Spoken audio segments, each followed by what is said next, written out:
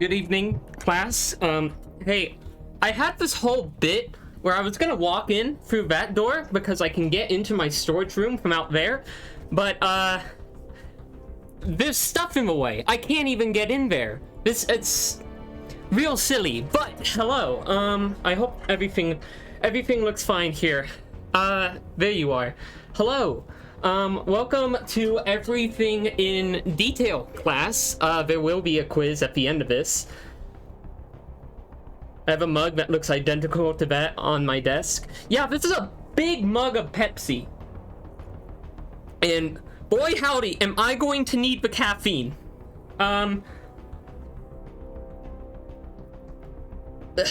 Big fucking mug, yeah. Hello, I've already got a mess here. So, hello everyone. Hang on, let me set myself to D&D on Discord. Hello. So what we're going to be doing today is... Let me know if the music is overbearing, by the way. I can turn it in. I could turn it down. I need to go over there, but I can do that. It's not? Okay, cool. Welcome. Could be turned down a bit, like just a tiny bit. Okay. The lucky thing is that this is a really long wire, and I can just walk wherever I want in my room. Smooch that down a little smidgen. Okay. I just unplugged my laptop. I'm gonna need that laptop. And now my cables are all messed up. Hang on. This is a mess. You don't want to see what my room looks like right now. Hello everyone. there's like 3 different me's that I'm looking at right now because of how my camera setup is. Welcome to Everything in Detail. In Everything in Detail today, watching Deep Rock. Oh, good luck. Today we're gonna be talking about Scrungecraft. I hope that looks good. Okay. I thought it fell down. So, Scrungecraft has received some criticisms over the past few weeks that it's been running. Deservedly so. Hey, thank you. Deservedly so because it's a media that is unlike any other. Really, think about it for a moment. Something like Kingdom Hearts. Kingdom Hearts gets ragged on all the time for being confusing, but at least that's a series that you can kind of digest at your own pace. Scrungecraft is weird.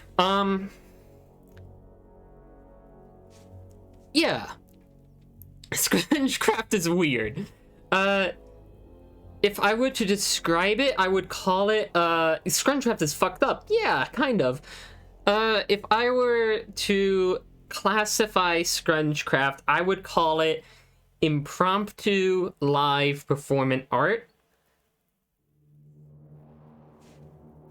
Hot Cold Man? Oh, yeah, Alex was doing Peace Walker, right? Metal Gear Solid is probably more understandable than Scrungecraft. But today, I have a hair stuck in my mouth. Today, we are going to summarize all of Scrungecraft into easy to digest information that you can utilize to understand it a little bit more. And you can see I have some incentives for you. If you want to inject whatever I'm saying with your own message, your own question, whatever you want, you can send me whatever.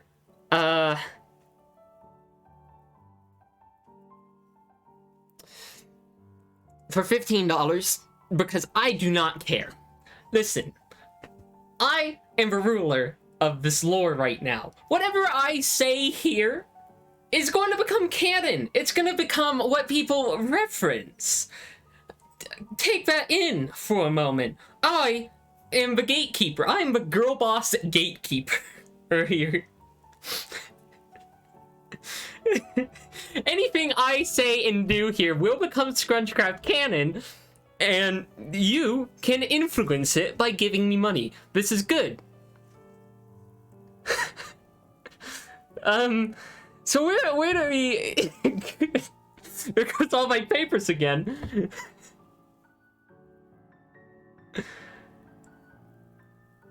Hell yeah, Star. Gaslight, gatekeep, girl bossing, Scrungecraft, one anecdote at a time.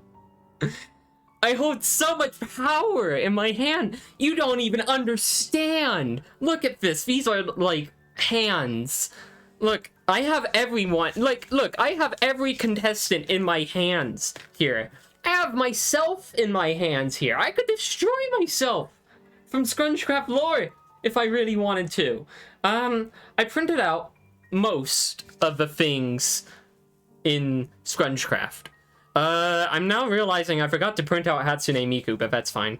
I have some post-it notes, which I need to open now.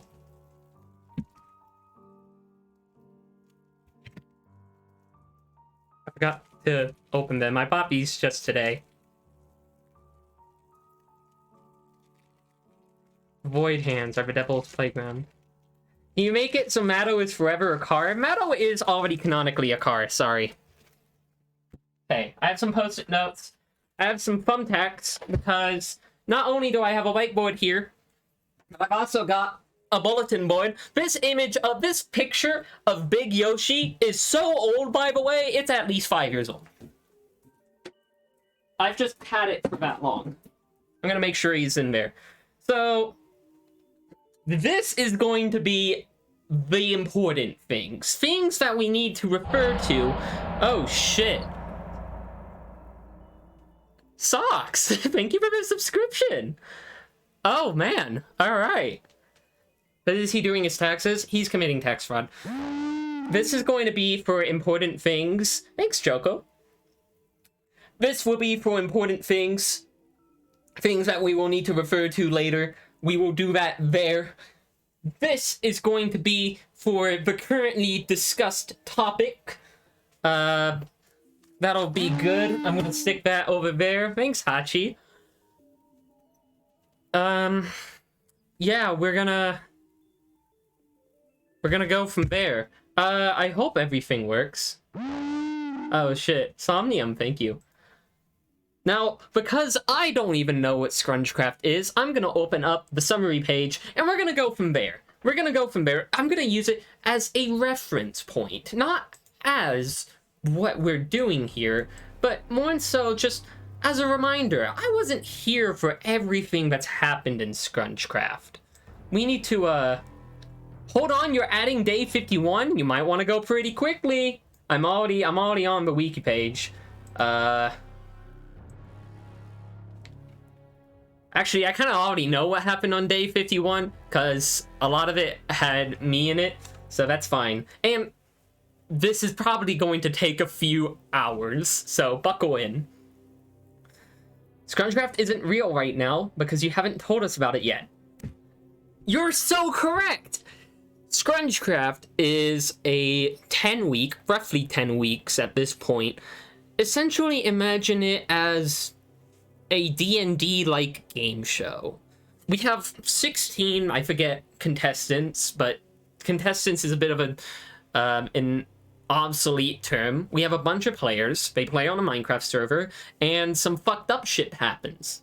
That's if that's all you know about Scrungecraft, that's where it ends. But this is where the elaboration happens. Everything in detail is where everything happens. I don't know where I was going with that sentence. Is Scrimshaw Carver technically canon in the Scrungecraft universe, since Thanos mentioned him yesterday? I think Scrimshaw Carver got mentioned a few weeks prior to that.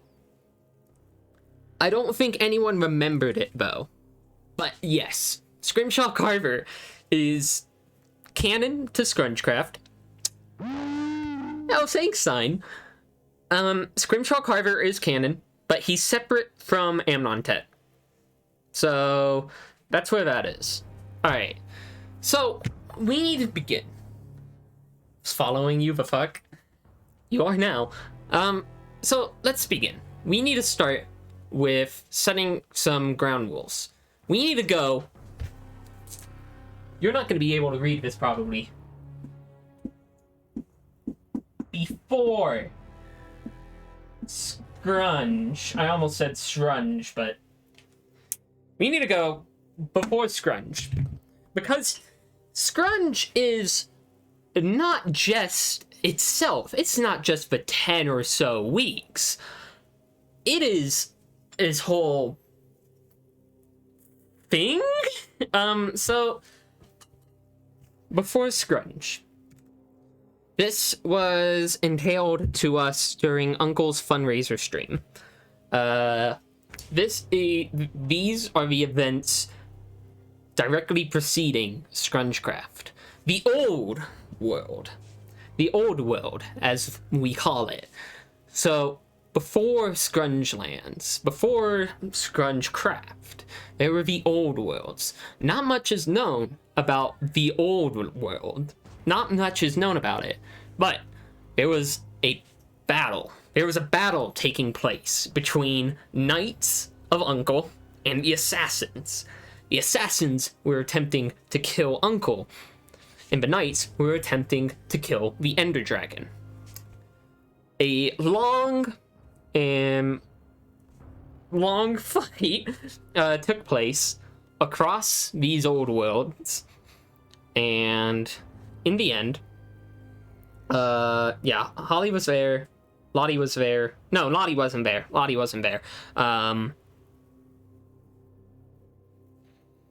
What happened is the Knights got to the end, and they killed the Ender Dragon. So the knights won. But then, afterwards, something appeared in the sky. Who was it again? It was Yogi, wasn't it? Yogi appeared in the sky, and then a figure resembling Uncle just fucking caused a nuclear apocalypse. Reminder that Amnon was still Ant King beforehand. Yogi killed us all. Yes, Yogi caused the calamity of the old world. The calamity of the old world is essentially just a fancier way of saying Yogi nuked us all. And it destroyed everything. A lot of people perished. Actually, since I have all of these folks here, I can sort of show you who was there. Who was there? Ghost was there. Ghost was a knight. Sign was a knight. I was a knight. I think Amnon Tet was there, but I forget at this point. Alex was there, but Alex was evil. Holly was there. Milky was there. Socks was there, but I don't know what their role was. It was probably evil trickster. Surfy was there. Gibson was there. I think Peregrine was somewhere. It was either... No, was it Peregrine or was it Buggle? I don't know. I thought it was Boo Boo that the monster was. No, it was Yogi. Yogi appeared in the sky and killed everyone. Norix was there. Actually, I should separate. You can see that I printed these off quickly, and Norix and Nisha are with each other, but they're two separate entities, so I'm just gonna... Yeah, there we go. So Norix is there. Was that everyone? Uncle was there. People were there. From what I take of it, a number of people survived the calamity. Not entirely sure what happened afterwards, as it seems that everyone's memories at this point were hazy. This is fair. I died. I fucking died in the calamity. I died so hard that I was cast to the void. Very cool. I can say this because it was me that this happened to, and yeah. So I fucking died. Whoop-de-doo. I got annihilated, and then something from the void took me, plucked me right out, and gave me life again. What was the difference between the events of a nuke and the end of the Scrunge world? I have no clue. Sign died and went to hell. This is correct. Sign died and went to hell. You know what? Sign, that's important enough. You're going on the corkboard. I'll come back to you later. You are important. So that was what is known as the calamity of the old world. The calamity happened, and it destroyed the old world as we knew it. But what happened next was the result was multiple, like, story arcs beginning here. Everyone, at this point, it's all a bit hazy, but everyone had an idea of what they were doing at the time. Matto wasn't present during the old world, but Matto right now, Mattobots, are being manufactured by Bill Cipher. I did not print Bill Cipher out, and that's probably a good thing. So, Matto was traversing the Scrunge lands, would eventually end up as a contestant. Lottie was just a spider, and then she stole the body of a person and took over that. I don't know how that happens, but I've seen weirder. I was fucking dead. I think Serpy died. Or at least, I don't even remember. Didn't Matto have a school and write a lesbian vampire fan fiction in the old world? Huh? I thought he was doing that in Scrungecraft. I thought that was present. That was present. No. Fuck you. That was new. I remember that conversation. I remember the conversation that happened after it. I remember that. You can't trick me. That was the new world.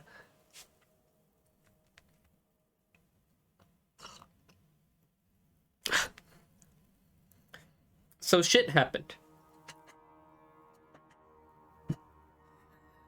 So things happened. And then,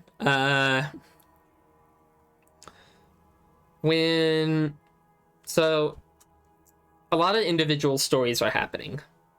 And then we can actually get to day 1. So I'll give you $15 so that Pepsi never spills during that stream. You have no idea how careful I am with these.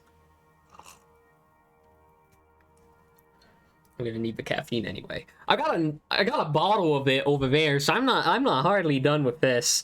It's like a 1 liter bottle, not a 2. I wouldn't be that insane. I'm probably not even gonna drink it all. So we enter actual Scrungecraft. Let me clean up, which I mean throw everything into a single pile here. We start with Socks awakens in the Scrunchlands, in Crutchtown, being mysteriously bestowed with creative power. Oh shit. Oh, I forgot about that. I should turn off the long one except for $15 donations. Hang on. Zaphroff, thank you. Mitochondria is the powerhouse of the cell. Thank you. Thanks. I should change that to be the straight $15 one. Because that is my bounty donation thing. Alert box. Donations. Alert variations. Edit.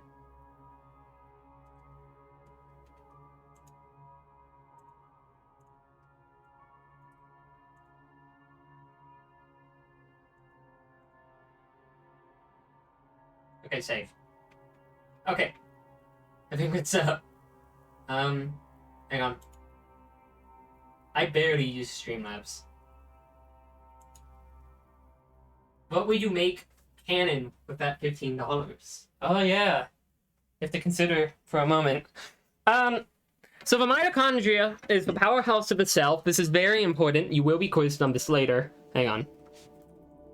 I should have Streamlabs open so I can actually read my notifications.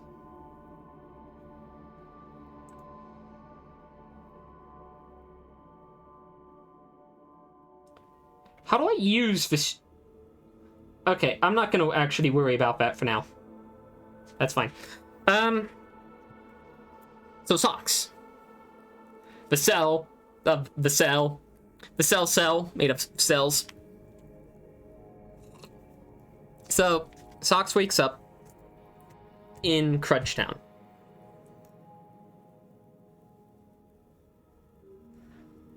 He is bestowed with creative power. He doesn't know where he got it from. He doesn't know why.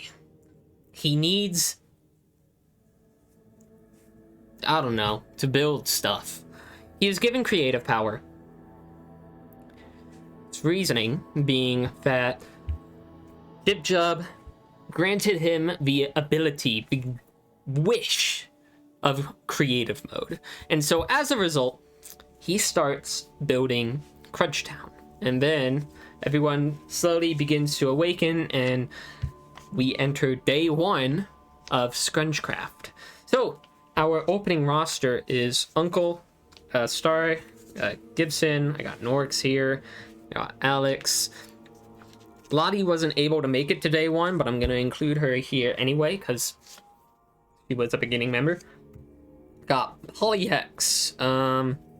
We got Matto. We got Zeke. We got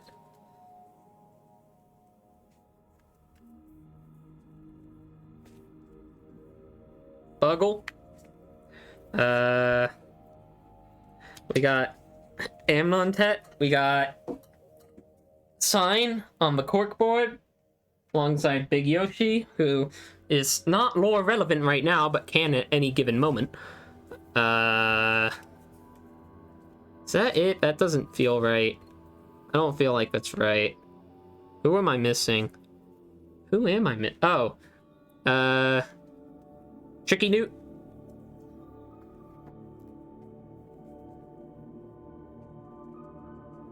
Okay, I thought that was going to do something better.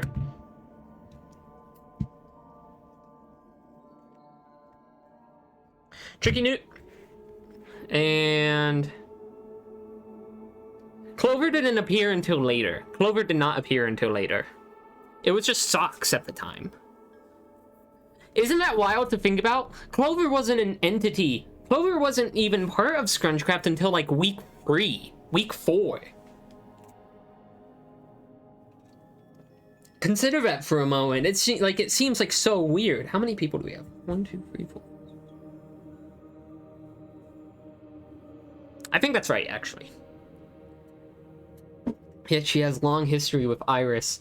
We'll need to talk about that as things go. We're talking about, like, sequential order of events. So, Jib Jub grants... Where did Socks go? Oh, here's Socks.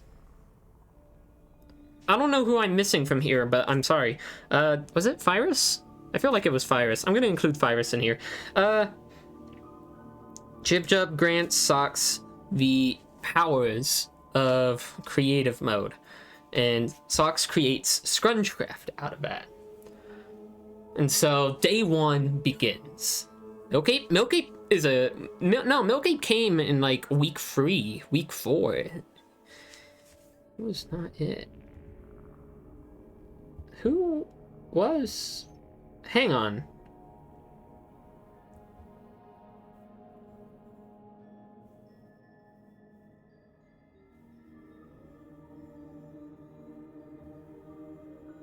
I'm like looking... I'm looking at the,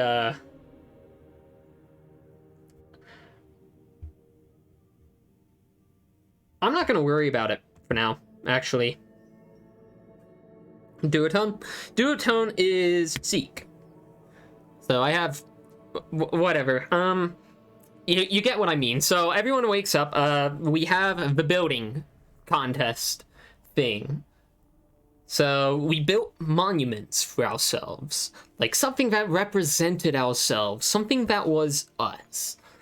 And there were some good builds. There were some really good builds. PolyX made their cat.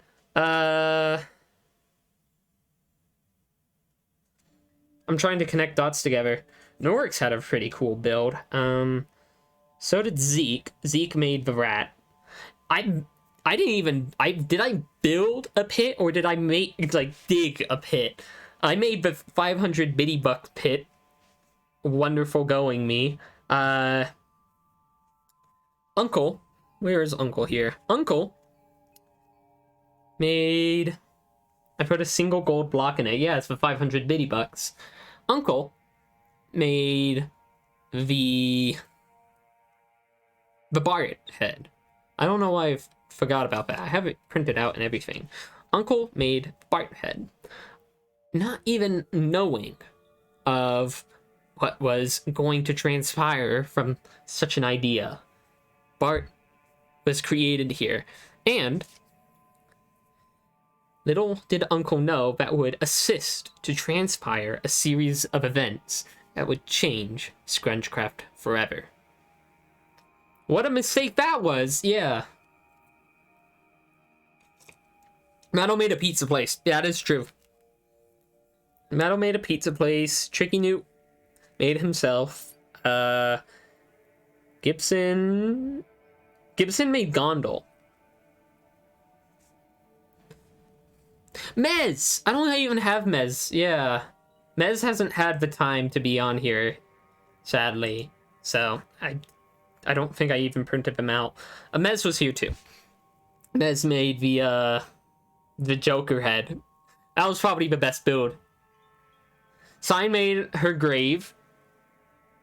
It's the only statue that is exactly the same in Sludge. Incredible. Lottie was late, so we made a weird cross, and then it got a bunch of torches on it that I placed, and then it just stayed that way. The Joker head was hilarious, yeah. It just was damaged. And that was really it for day one. Everyone made their monuments, and then that was the beginning of everything being created. The foot sprouted at this time. I'm gonna call it sprouting. The foot rose from the ground, and it's funny to look at old screenshots of that because it's tiny now. It was really tiny then. The foot rises from the ground.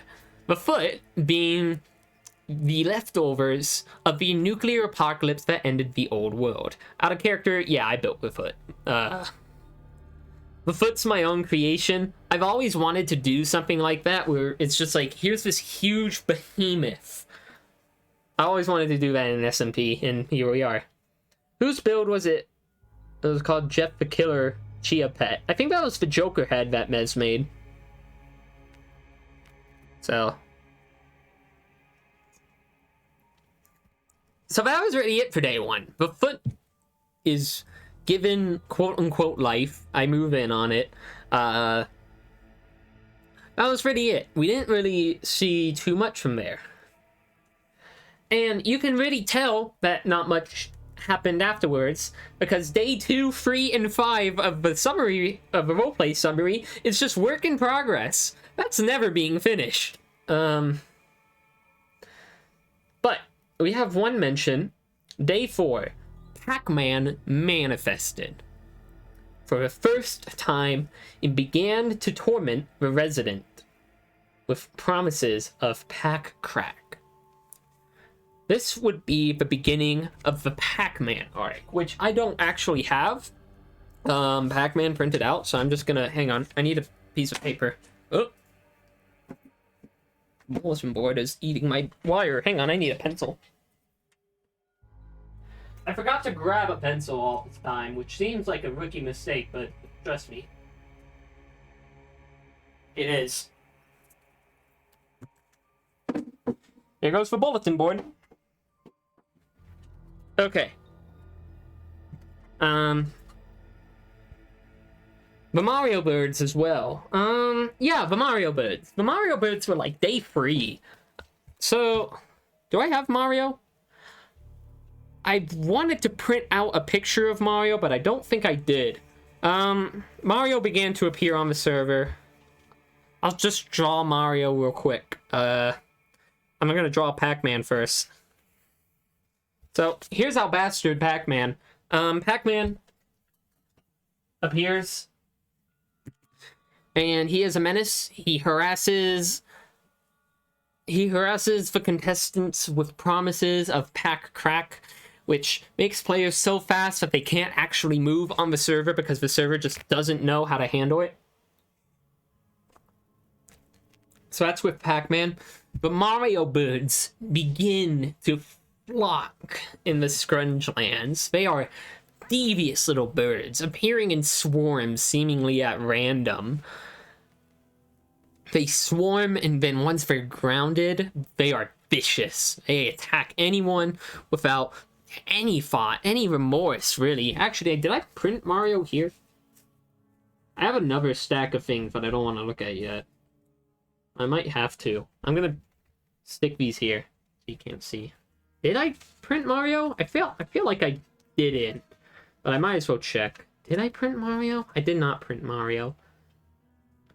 Speaking of Mario, did you print Polly? I got Polly right here. Kind of hit him by the laptop, but they're here. Don't worry. No worries. So the Mario birds began their life in Scrungecraft.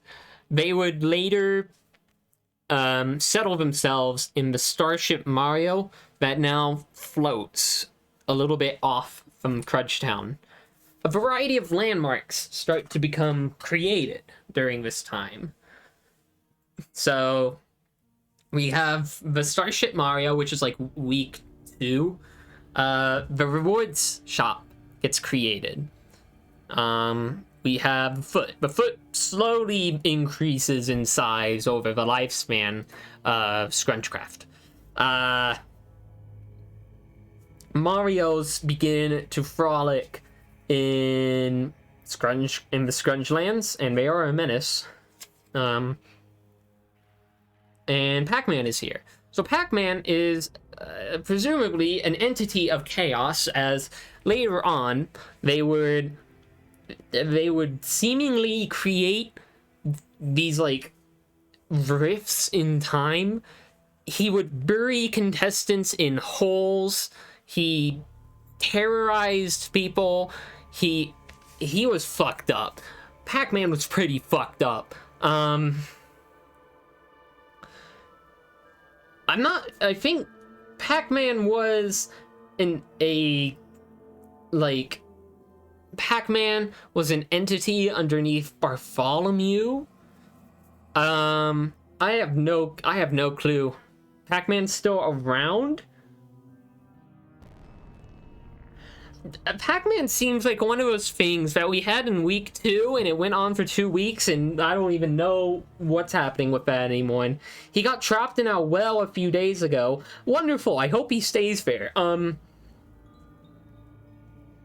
So Pac-Man manifests, and he's a chaotic entity with seemingly no rules, and Amontet spared Pac-Man? No, he's free. Oh, wait, what? Wait, what do you mean?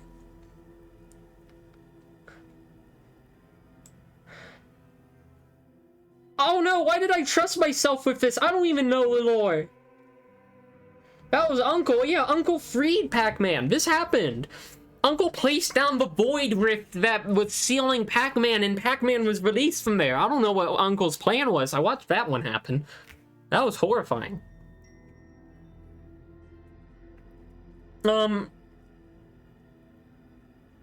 Maybe we need some guests. I am in a voice channel in the Scrungecraft Discord. So any of the other players or socks can swoosh on in and yell at me for being wrong. Whatever. So Pac-Man begins. That's what we can infer from that. Actually, let me make sure I am actually on Discord. I think I am. I'm pretty sure I am.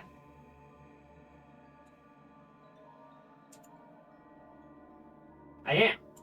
Okay, everything's working there. Everything's fine. Everything's fine. I'm there. Pac-Man begins. That's what I care about. Pac-Man begins here. He is just an entity of chaos at this point. He's not really evil or malicious or anything at this point. He's just high on crack. That's all Pac-Man is at this point. Pac-Man wouldn't manifest any sort of evilness for a while. And so that's what happens in the early days. We get the Marios. We get Pac-Man. And that's essentially the early days. That's the early days of Scrungecraft. We go into day 6. The beginning of Morshoe. Hang on, I have Morshoe. The beginning of Morshoe. Morshoe enters the realm. Morshoe is an AI created by Socks in order to run the point shop, the rewards shop. Morshoe takes over the prize shop, but he doesn't take biddy bucks, or does he get credit? He,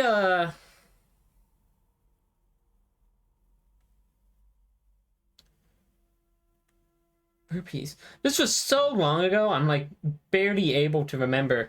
So, Morshoe manifests. He is an AI. Morshoe begins here. He doesn't take either biddy bucks, or neither does he give credit. He only takes rubies. He ate Alex's bitty bucks once. Oh. You are my friend. He doesn't take... He takes rubies, which is slime balls. He takes slime balls. Lamp oil. Bomb. Oh. Bombs.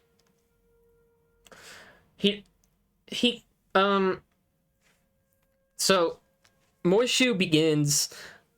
He also has a contraband radar. Yeah, this is what I was about to get onto. So, Alex and Lottie. I can tell where Alex is because I didn't even bother to cut out the bottom part. So, Alex and Lottie steal from Morshu's shop.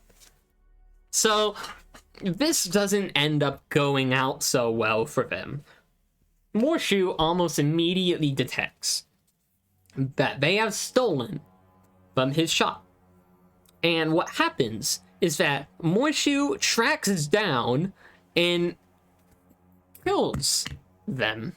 And this is when there was you robbed Morshu too? You did. I'm going to include you in here. This was in the time where keep inventory wasn't on, and so dying was a lot more well, you didn't want that to happen. So, Morshu kills people who rob him, I guess. Later on in the day, Morshu would be infected with a virus. It would cause him to go haywire, and it required Socks to intervene and deactivate him.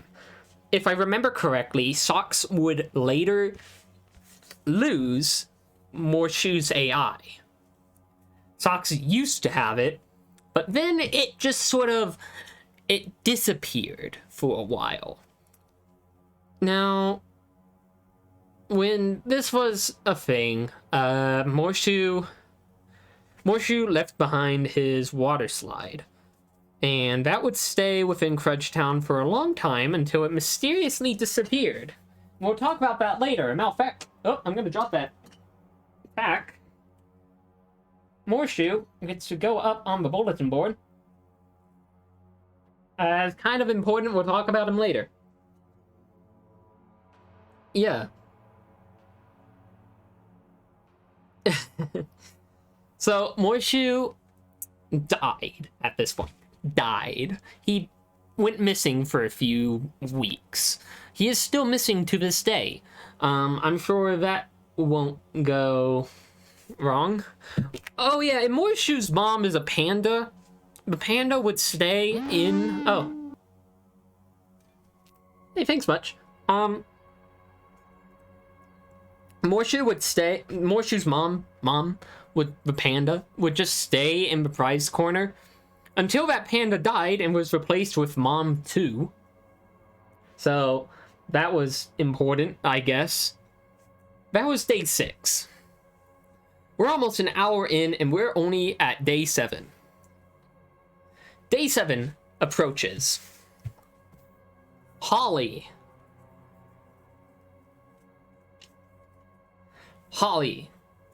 approaches and enters the Scrunge lands.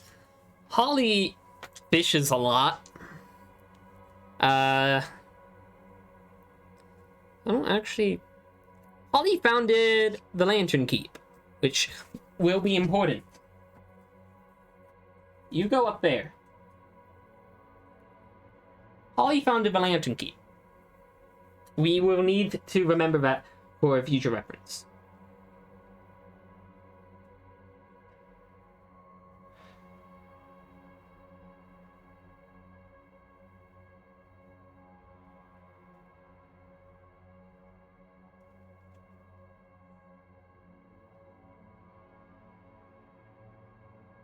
Oh, okay. I'm looking at I'm looking at what actually happened here. The Christmas Cretin appears on day 7. Where is he? Here he is.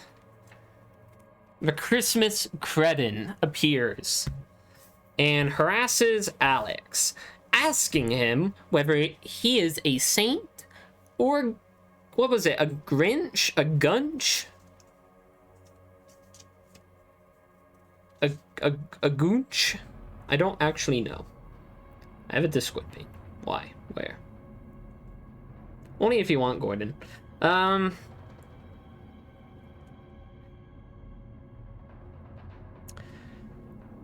ask. Oh, welcome, Gordon. Welcome to this insanity. So, for Christmas, Cretin appears and asks Alex if he is a Grinch or a Saint, or a Gunch. Oh yeah, a Grunch. Grinch. This is hinting at the future relevance of... Where are you? Of Bartholomew. And this image is so dark you can't even see it, so I'm just gonna put it right here. You'll have to trust me. Bartholomew and okay, so let me explain this. Bartholomew and Jib-Jub.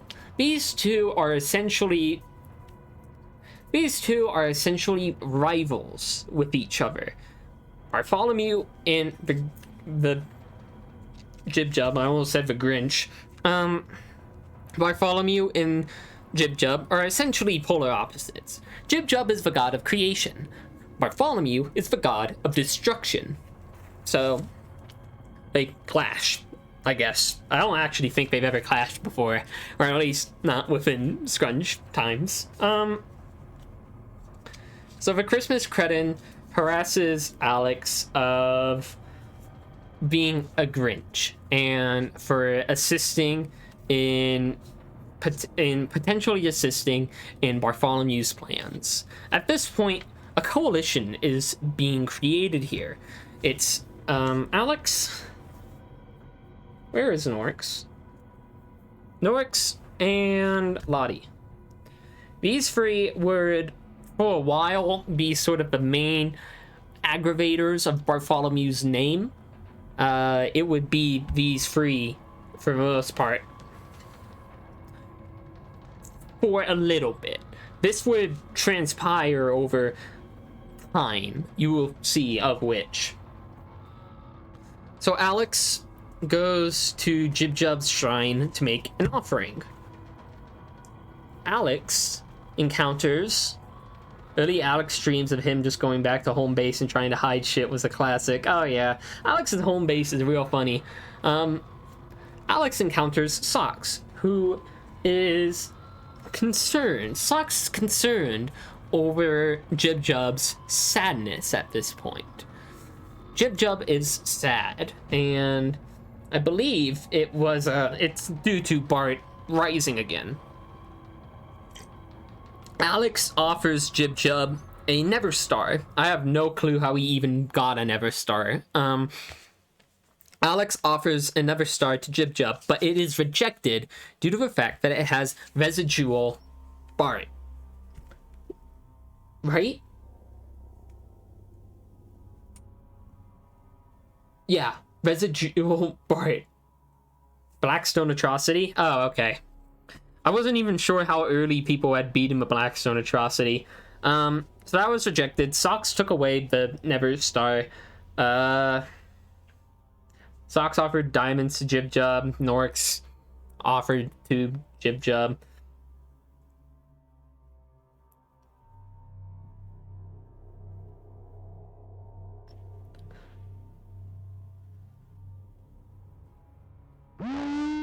Thanks, Amnontet. I'm currently looking at the roleplay summary and I'm thinking like, huh? What the hell actually happened? Oh, thank you, Gordon, too. That alert should come up in about there. Other shit happens. I guess the Grinch, Alex's bow turns into a Grinch Grunch. A Gunch? Gunshe? I don't know. The Grinch would appear in day 7, and I don't think he ever appeared ever again, so he's going over here where I don't have to worry about him. Day 8, this is the second. This is about the second, Scrungecraft event. Every Saturday, there's a big event. On day 8 was the plight of Vidiliums. It is a mess. such as the way of Dilliums. I think at that point, he harassed Gur one day. Was that not Snow Miser? Do I even have Snow Miser printed out? I felt like I tried to, but then I forgot.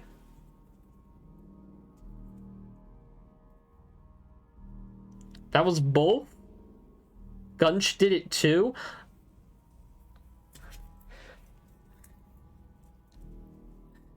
Gur gets trolled. That's what I'm gonna call that as. I'm gonna ignore that for now. Day 9, I don't even know what happens. I think the Order of Bartholomew strengthens.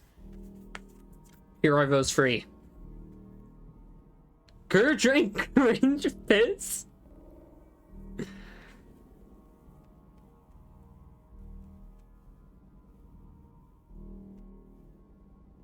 So on day 10, day 10 is the big day. This is the day that really sort of started off Scrungecraft. What happens is Gibson, I remember this kind of clearly, because I remember it happening. Gibson finds Alex's home base.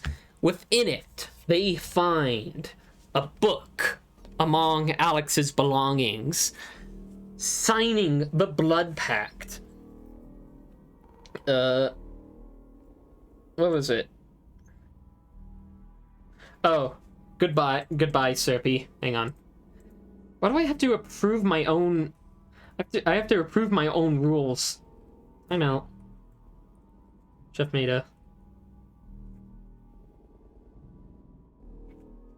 "30 seconds. Goodbye." That's complete.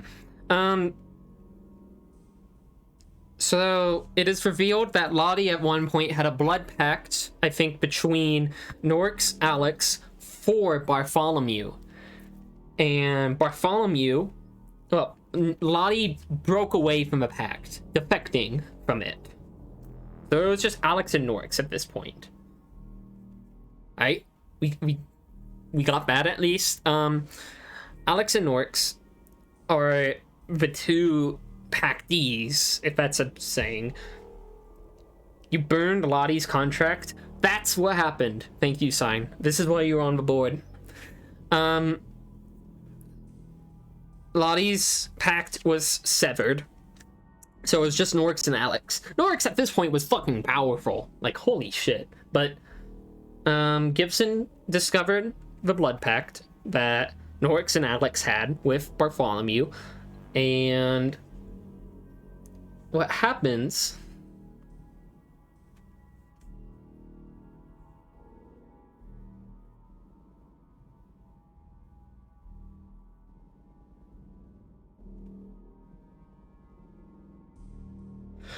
You know what I remember? I remember some of this happening.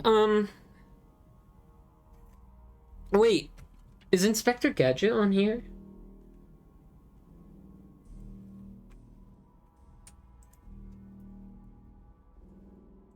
Hang on. Okay, the summary doesn't even mention Inspector Gadget, so I might as well explain that while I'm explaining Week 10, because I think Inspector Gadget happens before the events of Week 10.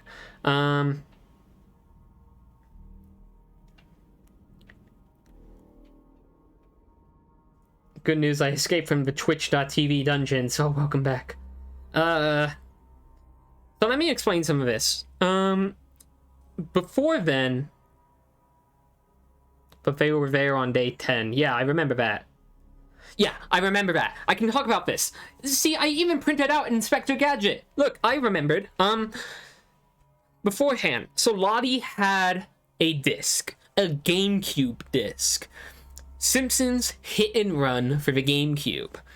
After Homer appeared and Inspector Gadget, who was standing in as administrator that day, sacrificed their internet. I need to remember that Inspector Gadget's pronouns are they, them. Inspector Gadget sacrificed their internet, sacrificed their ISP to stop Bart. Or not Bart, Homer. And so Lottie discovered a GameCube disc in the sort of monument that was left behind by Homer. Lottie acquires that. But what happens is that Norix steals the GameCube disc from Lottie. So Norix has it now. And so after Norix and Alex's blood pact is laid bare to the world, laid bare for everyone to see, this group forms in an attempt to stop them. This group consists of Sign, Holly, Lottie, Gibson, Socks,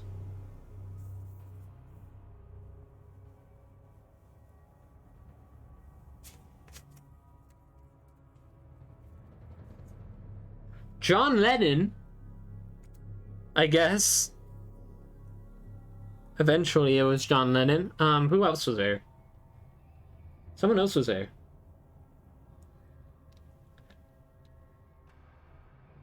Yeah, I printed out John Lennon specifically for the fact that he's in the Lantern Keep, so. Buggle! Yes, Buggle! Where is Buggle? Where did I put Buggle? Here's Buggle. Buggle! It's 1, 2, 3, 4, 5, 6, 7. I think that's it. And Buggle. Attempt to send a message. Buggle says hi. Hi. I don't know. I don't know if I can ever do the FNAF hi. Buggle made lovely art of the whole group. Because John Lennon is never mentioned outside of a list of Lantern Keeps. Like, he's specifically there to catch people off guard. Yeah.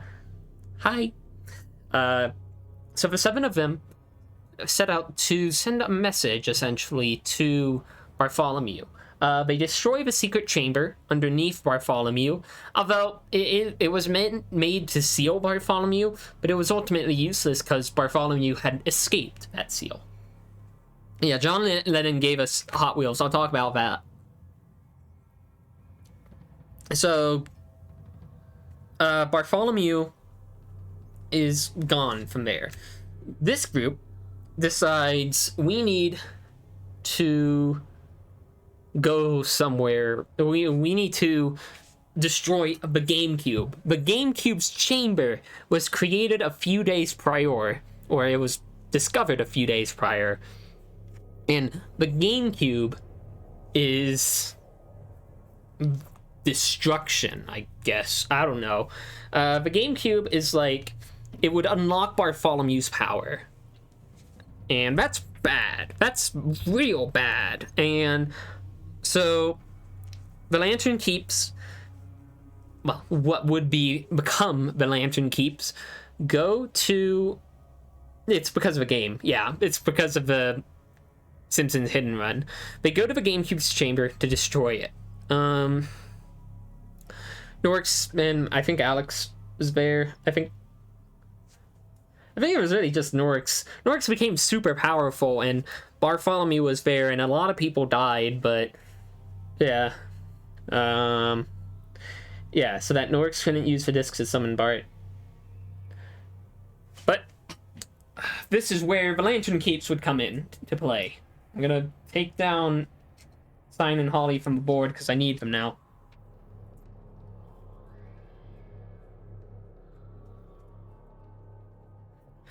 The Sign, Holly, Socks, Lottie, Gibson, Buggle, and John Lennon were inducted into the Lantern Keeps. Actually, Socks wouldn't quite be inducted yet. Socks would be inducted after the events of the chamber of the GameCube.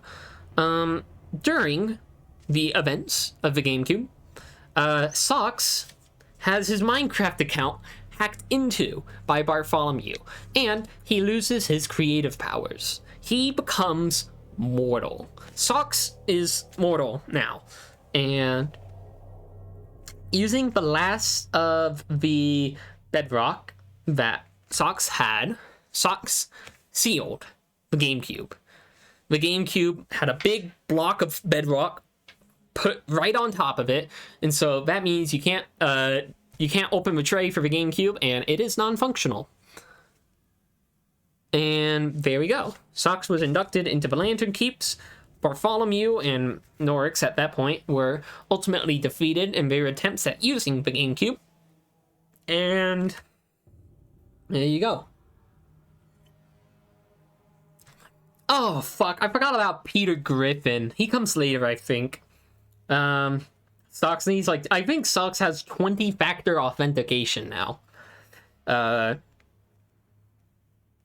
So the Lantern Keeps are successful in their day. They create the Lantern Keeps as the... Wait, do I not have Damien? Oh my god, I printed out everyone except for, like, Damien. How? I don't know. GameCube wasn't even, like, repaired from what I recall. Put it in the cube. Okay, here we go. The music's starting up. Bartholomew was defeated that day. The Lantern Keeps were formed. They are a neutral party that was really meant to upkeep sort of the I guess I don't like to use the term status quo a lot, but it was essentially a keeper of peace. No gods, no kings, though. Yeah, serve no gods, no masters. Damien was way later. I should have Damien at least, though. Like, I have Ghost here. I have Ghost, I have Move, I have fucking Hershey World here, and I don't have Damien? No gods except Herobrine. Herobrine's fucking dead. I think I actually got that pretty good.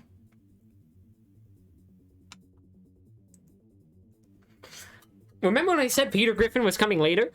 Day 11. Peter Griffin appears. He is the god of funnies, according to himself.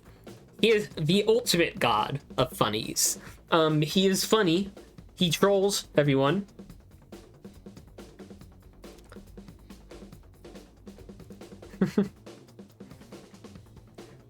So Peter Griffin, the god of funnies, emerges from the Raver. Wait, from the Raver? Wait, we're already calling it for Raver? Wait, I haven't even talked about Scooby-Doo. Where is Scooby? None of us of it. Where is Scooby? I guess I need to talk about fucking Scooby now. Is Scooby not on here? Wait. Scooby.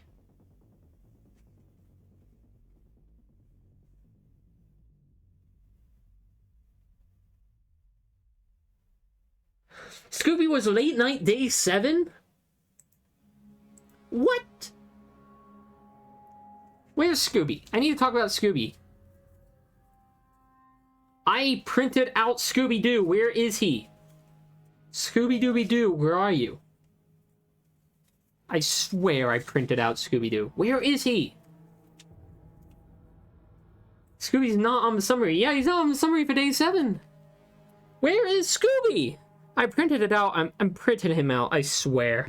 Scooby's not here. That's fine. He's escaped into the real world. Here he is. I have Scooby. Really small, but I didn't care. Scooby-Doo just appears one day, moves into Polyhex's house, discovers buried Joe Biden. He goes to the Raver, which is what we start to call it. The Raver, not the Aver, the Raver, because that's just what Scooby does. So the Raver exists now. That's it for Scooby right now.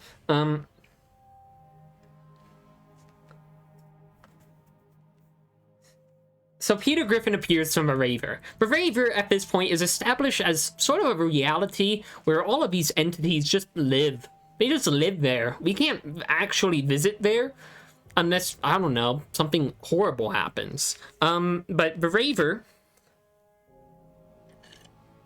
is established. And that's real good.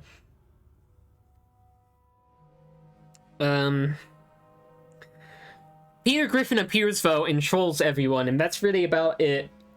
Peter Griffin makes a house, Peter Griffin's house, which eventually gets flipped 90 degrees. Peter Griffin would return later. Actually, I'm not even going to attempt to draw Peter Griffin. You don't want to see that. Clover appears here. Here we go. We got some actual content going here. Clover is activated. Day 11. Clover appears. Clover, at this point, is known as Cortana. Cortana is a bit buggy. You want to... While I'm explaining this, I'm going to draw Peter Griffin.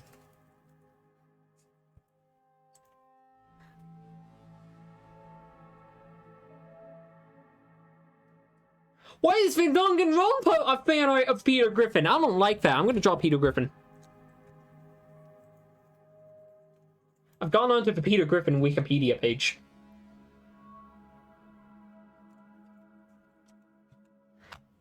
Yeah. So Cortana appears and is activated. She is very buggy at first, mostly just spawning a bunch of shitty little ants on everyone. She would later... this pants protocol would later get reworked into... Or this ants would later get reworked into pants. So pants would just spawn on people on request. Is it fine? Can I just... Okay, I can just trace. I'm gonna trace Peter Griffin because I do not care.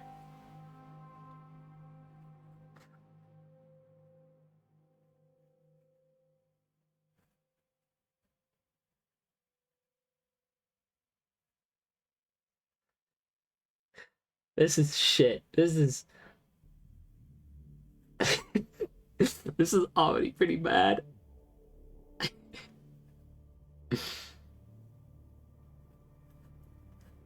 Holy shit.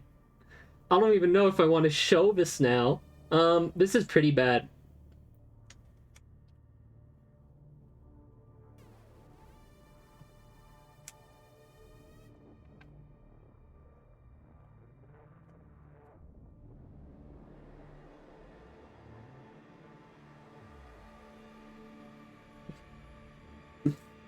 So here's Peter Griffin.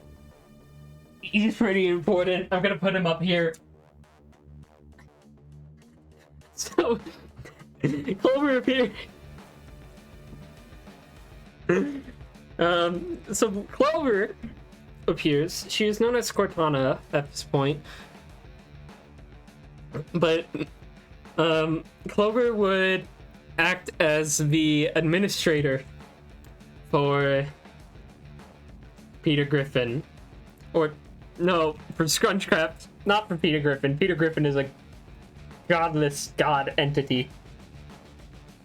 Cortana would appear. Lois, remember that time I was drawn on a post-it note? Clover would essentially take over as server administrator. She would get fine-tuned over time, and she went from being Cortana to Clover. She gained her own personality, and she became who we know her as. So, that's pretty important. And I've already lost where I put Clover down. Here she is. Oh! This is what I love about the wiki. The Garfield is found. Hang on, I have Garfield. The Garfield Sphinx is found. What I love about the Garfield is that I found the Garfield Sphinx first. I was wandering, and then I found the Garfield Sphinx, and then Norix and Alex heard me, came on over, and I was like, oh yeah, that's like pretty weird. Clover killed me, and then now on the wiki, I'm not even credited as finding it. I found Garfield first. Oh. But that's the point. That's the point of everything in detail. I write books lore now. This is my story. And my story is I found Garfield. Garfield was my finding. So Garfield is found. Garfield is found, and it is revealed that he needs This entire stream was just to set the record straight on Garfield. I've been so, like, angry about that. I was so angry that my work was miscredited. McSpooks ran into that first, was told not to say anything as it wasn't finished. I mean, I was louder than McSpooks, so sorry, McSpooks, but you can go up on the board as my sorry.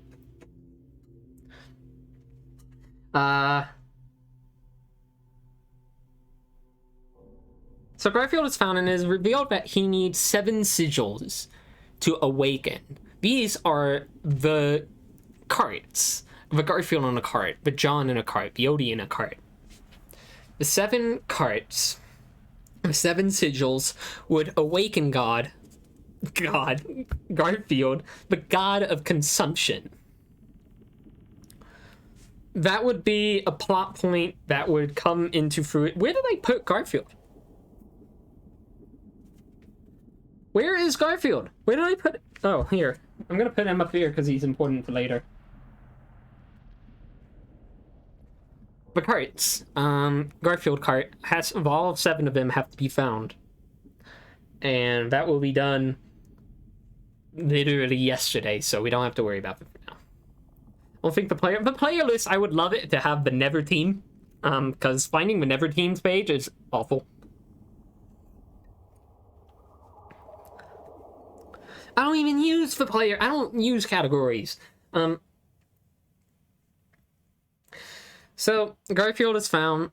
The Garfield Sphinx. Fox just spends the day being mortal. Fox is a mortal being now, so he has to deal with that. Yeah. Oh, Hershey World got a page like immediately. Day 12. Troll appears.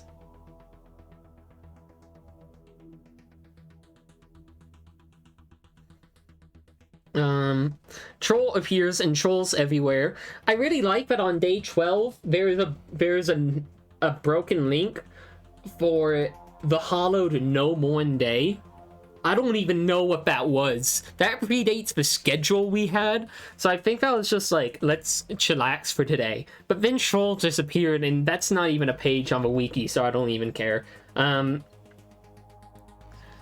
this point, the containment attempts at the Raver Portal. Oh, you know what? I completely missed about Runchrob. I'll talk about Runchrob in a moment. So the Raver Portal that Scooby went into to leave, because Scooby had to leave at one point. The Raver Portal just stayed there. And what happened is that the Raver Portal had to be sealed. People wanted it sealed. I wanted it sealed. It created a bunch of entities.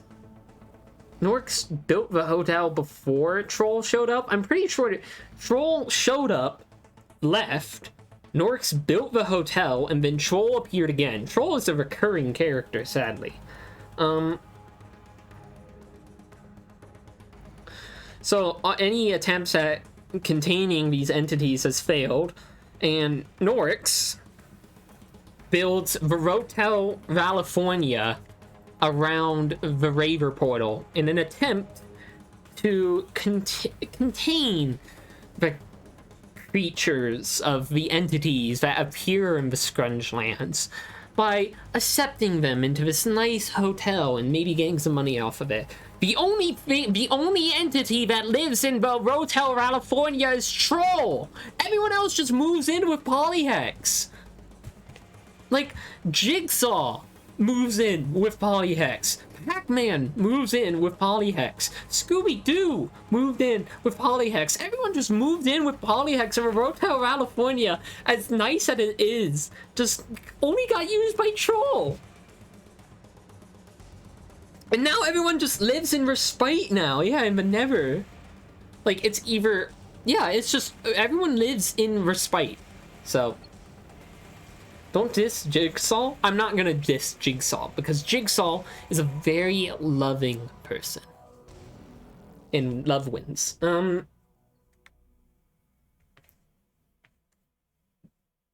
Why is the end of a day 11 feel just starry nothing? There seems like a lot happened today. I don't know why I just said sorry, nothing. Other than the hotel, though, we need to talk about Runtrob. We need to talk about Scrappy. We need to talk about Runtrob. I'm going to talk about Runtrob. Scooby-Doo at some point will try to create Runtrob. He creates a monstrosity. I don't even know what happened with that point. Runtrobs are a type of fruit in Scrungecraft. The main tree in Crunchtown is a Runtrob tree, and Runtrob trees only bloom every 35 years, so that was pretty lucky. Wait, they're fruit? Yeah, they grow on trees. See, this is why you're here. This is why you're here. You're here to... A character I planted those heads as a prank, and they became lore. They became the best lore that I've ever seen. So hey, there you go. That reminds me, I need to put you back up on the board. Where'd you go, Sign? Here you are. You are still important.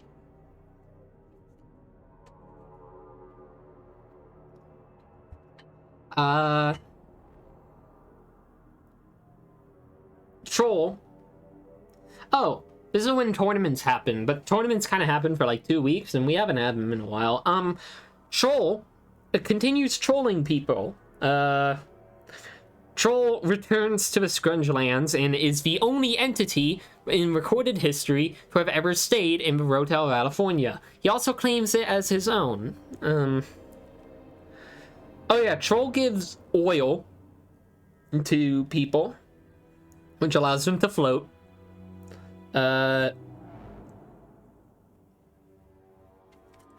Cortana is slowly learning. Cortana would later become, well, would rename herself to Clover.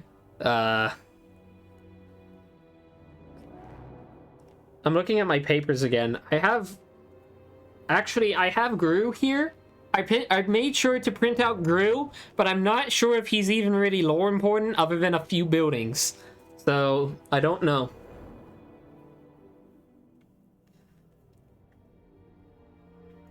A few Morn folks come into play.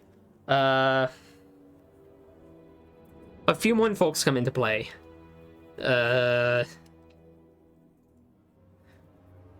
Milk Ape is here. Serpy is here. Here's Serpy. Claire is here, I believe, at this point. Peregrine and Ghost have always been here, but they're more server admins than players. Moop and Rin are in the server now. Gur isn't here yet. Sophie isn't here yet. Hershey isn't here yet. Nisha isn't here yet. Gordon isn't here yet. I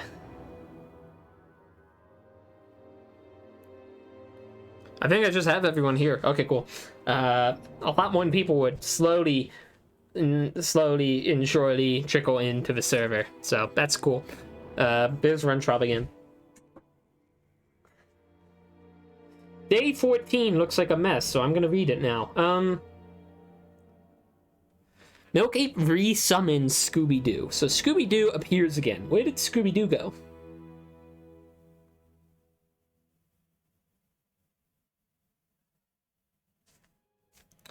Scooby-Doo has gone missing. That's worrying, but whatever. Has he?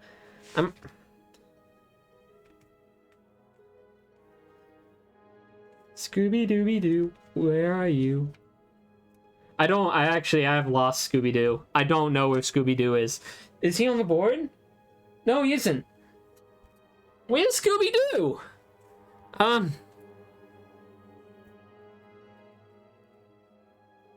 I keep losing Scooby.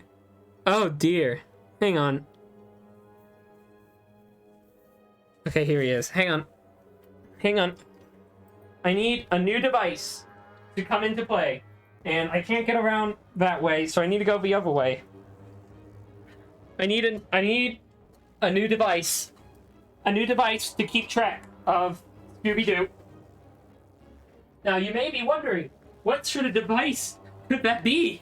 Sorry. My papers are all falling off the desk. That's fine. You may be wondering, what could I have up my sleeve that could work as a Scooby-Doo containment field? What? It's just another whiteboard. I just have another whiteboard now, and Scooby-Doo can live there. So Scooby-Doo can be up there. That's where he lives now. I have another whiteboard. I bought that today for it. I didn't even know what bit that was going to be. I literally bought that whiteboard today for this bit alone. Nothing else. You think I don't plan for this? I don't. So Milkape requests information about the Wii. Or, wait, no. Yeah. Scooby-Doo reveals information about the Nintendo Wii.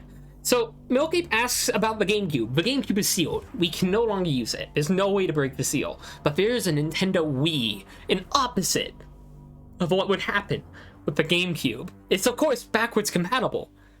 So you could still use Simpsons Hit and Run on it, but it can also be used as creation as well. What game even goes on there, I don't think anyone actually knows, so yeah, so that's what that is. Undertale on DVD. Is it Undertale on DVD? I think it is Undertale on DVD. Oh, shit. But I don't think, other than that, I don't think any actual Wii game has been found.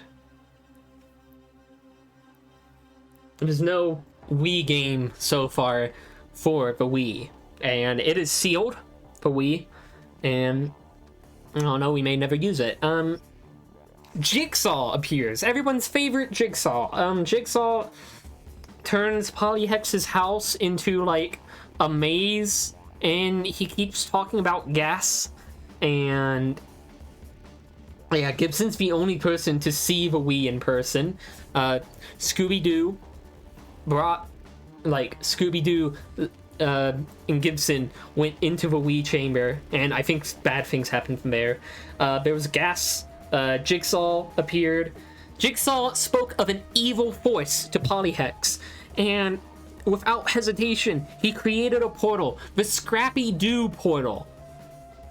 So all of those Scrappy-Doos that we've been seeing, that monstrosity, or at least before Catboy Benry appeared, was Jigsaw. Jigsaw willed Scrappy-Doo into existence in the Scrungelands.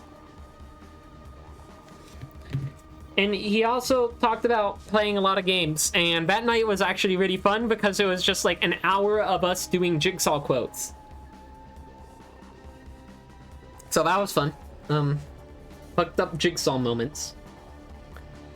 Wait, I like this comment at the end of day 14. The legitimacy of the Scrappy-Doo portal is yet to be learned.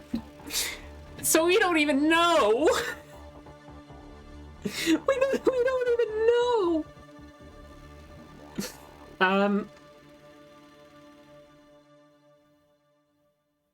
Oh, here we go. So, day 15. Cortana, as she is known right now, loses her pink register. This cues a sort of side quest with who is it? Norix, Virus, Holly, and Serpy. So, where are we? Where are you? Not there. Virus, Serpy, Norix, Holly. So, they go on a quest to find the register. This is where more information about the furries come into play. The furry forest. It's out in the Scrungelands, you can probably find it. The Furby Forest is where they eventually go to. A single furry has...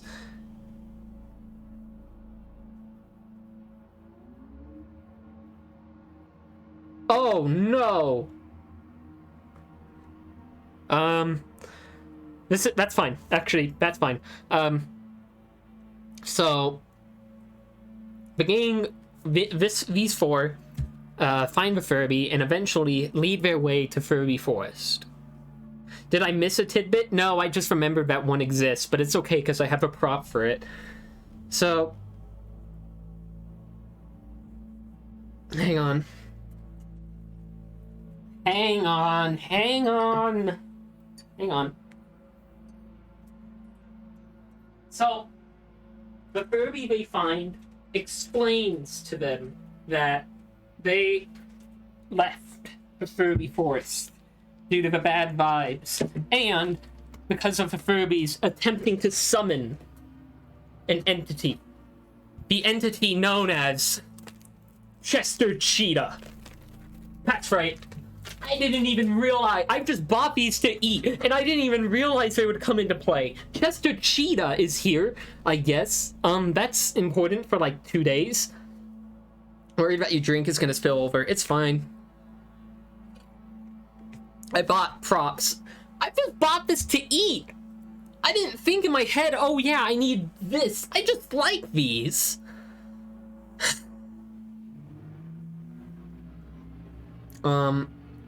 So the group goes to Furby Forest and the group begins to negotiate peace with the Furbies within the Furby Forest. They find the Elder Furbies, who explain that their mama Furby has gotten very sick and that they were attempting to contact Chester Cheetah to receive his cheesy aid.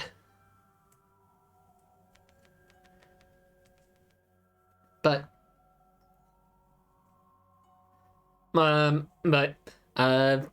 Holly gets blue candy, which is just diamonds.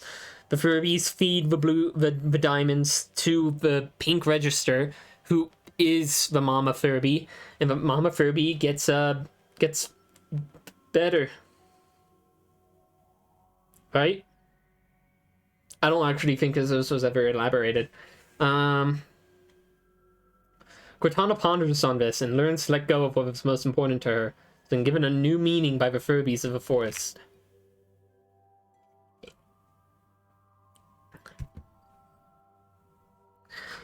Later, we learn that Scrappy-Doo is like a cockroach.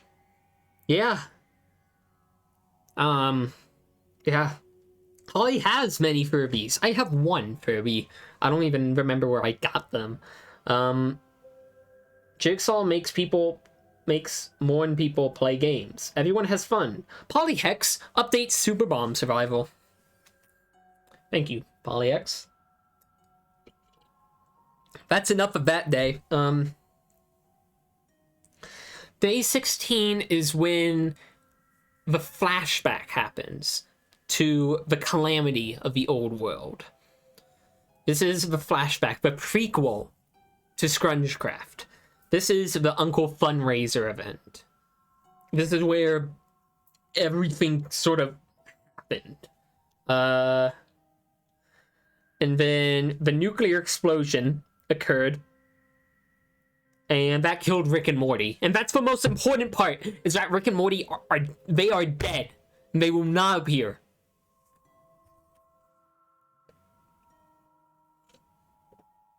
Anyway, the day after Clover becomes Clover,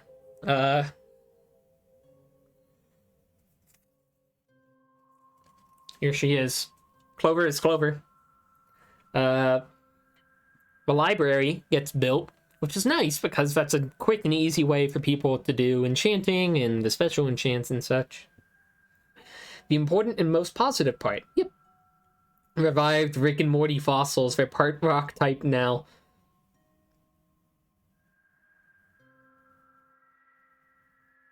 I don't like that.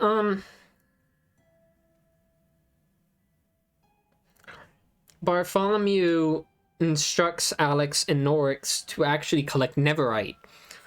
Around the Scrungelands, various corruption pockets have begun to form, and there's netherite in them.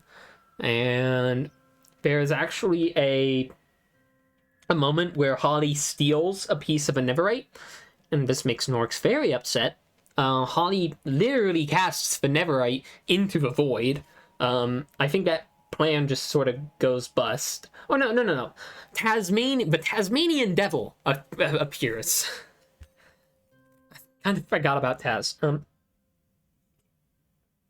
Taz appears, and he is dangerous. Most dangerous entity to have probably appeared. So the Tasmanian devil appears, there's a big battle, but ultimately the battle ends at the Denny's where the Tasmanian devil just wants pancakes. So the Tasmanian devil was brought in by Alex and Norix at command of Bartholomew or whatever, and that just kind of goes bust. Taz just stops caring.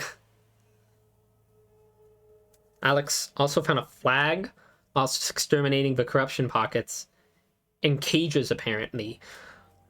That seems like it would be important if it actually culminated in anything, and I don't think anything actually did from that, so whatever.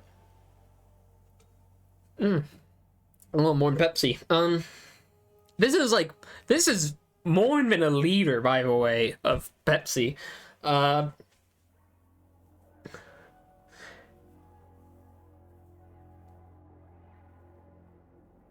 Oh, yeah, Taz reveals about the Looney Tunes characters. So, the Looney Tunes characters exist, and they are a thing. The Looney Tunes mercenaries were essentially this band of entities that are separate from, like, the Hanna-Barbera characters or the other entities. This would later culminate in the Animaniacs. Day 18, nothing happened, I guess. Day 19, the Animaniacs appear. They attack the Scrungelands.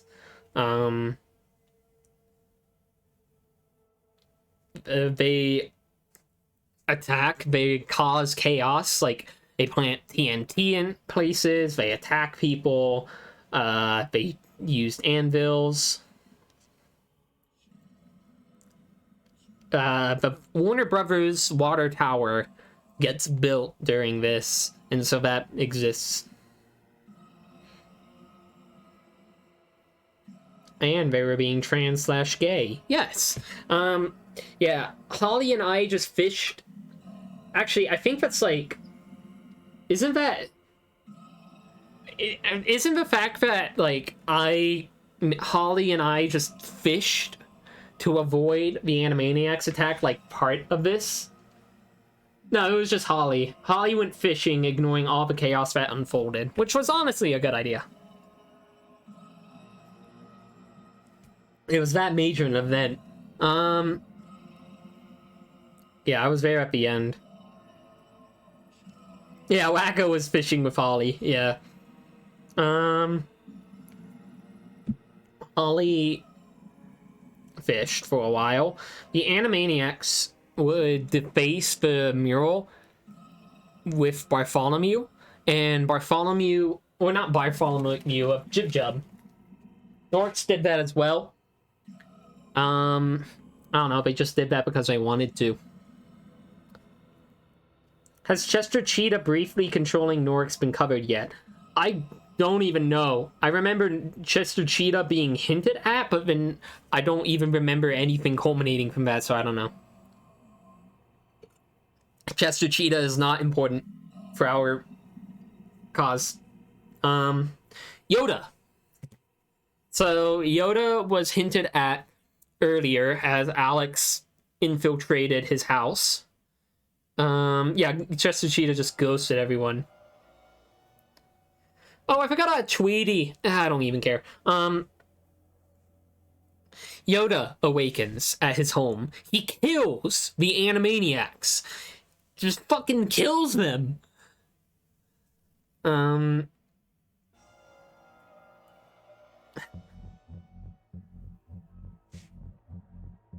Yeah. And that's really about it. Yoda awakened, killed the Animaniacs, and I think that was really it for today, so. Day 20 is just the Crunchtown beautification project. A big architectural project by Norix, just to make Crunchtown a lot prettier. Replacing a lot of the paths, making actual roads, just an overall facelift of Crunchtown. So that begins then. There's the creator in the dust and the warning, but he never actually showed up. He's at a business meeting. I wish him luck. Oh no! Day 21 is where, when did Chris try to talk to his dad? Has that happened? Has Chris actually... I don't think Chris has done that. At least I don't remember it happening. I don't know. Tweety Bird appears on the 21st.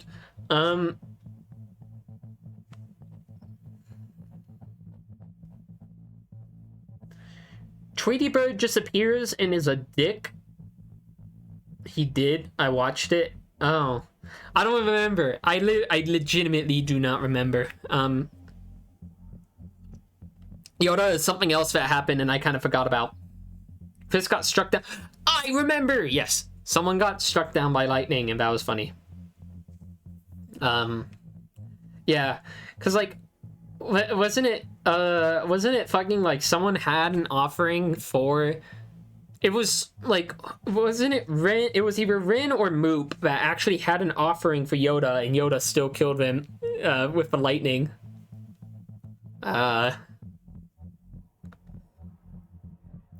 Jerry Mouse. Oh, I forgot about Jerry. Jerry lives with Uncle, that's all you need to know.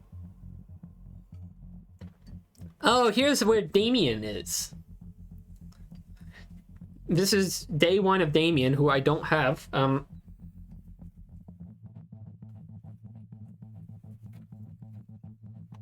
could have sworn I had Damien somewhere, but I guess I really didn't.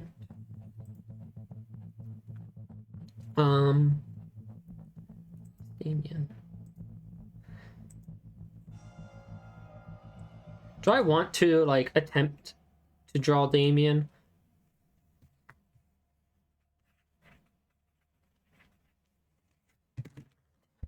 Damien is here. Damien, Norix, and who else was it? And McSpooks, right there. They built a garden for Clover right behind the Hotel California. Clover is overjoyed with this, and that's about as much as I can remember of that plot point.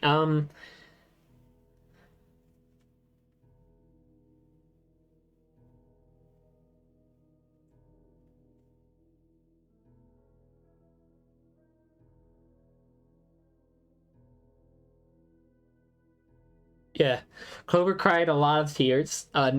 Matto has the most tears. Yes, it's weird. They were legitimate in-game items, and people have stacks upon stacks of Clover's tears. That is weird. Yogi Bear's ghost appears. So I guess Yogi Bear Yogi Bear did happen before then. And then we fucking killed Yogi Bear. I think... Wasn't it... Who...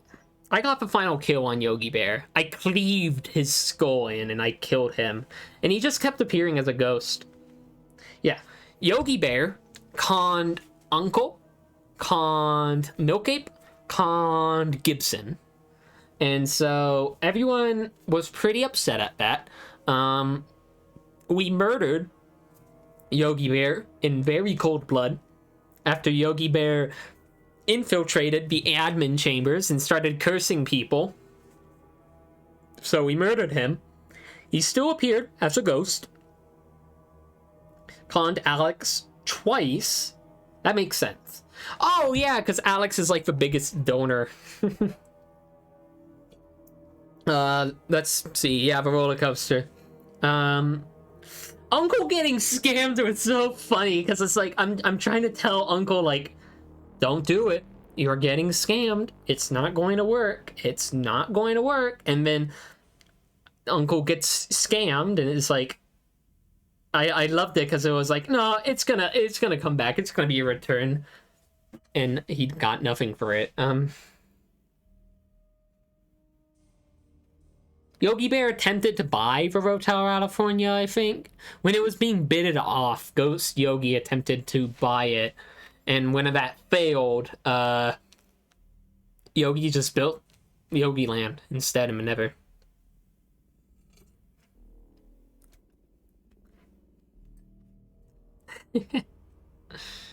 Yeah. The mending books. Yeah, I remember watching Milk Ape. I was there, like, with Uncle being scammed and with Milk Ape being scammed. I was trying my hardest to be like, Milk Ape, it's not gonna happen. You're gonna get scammed. And he got this mending book, and it was fake. Oh, ridiculous. I don't think I have a printout of Yogi, so that's fine. We know he exists. So Meadow and Serpy instead got the Hotel California, rebranding it, supposedly. I've been watching on and off, and I think you are just losing your mind explaining this. It's why I have the Pepsi. Yeah. So Hotel California got rebranded later on, and I don't think much has happened there. Yeah, anyway. But signs that say Troll's House still exists, so whatever. I think that's really funny.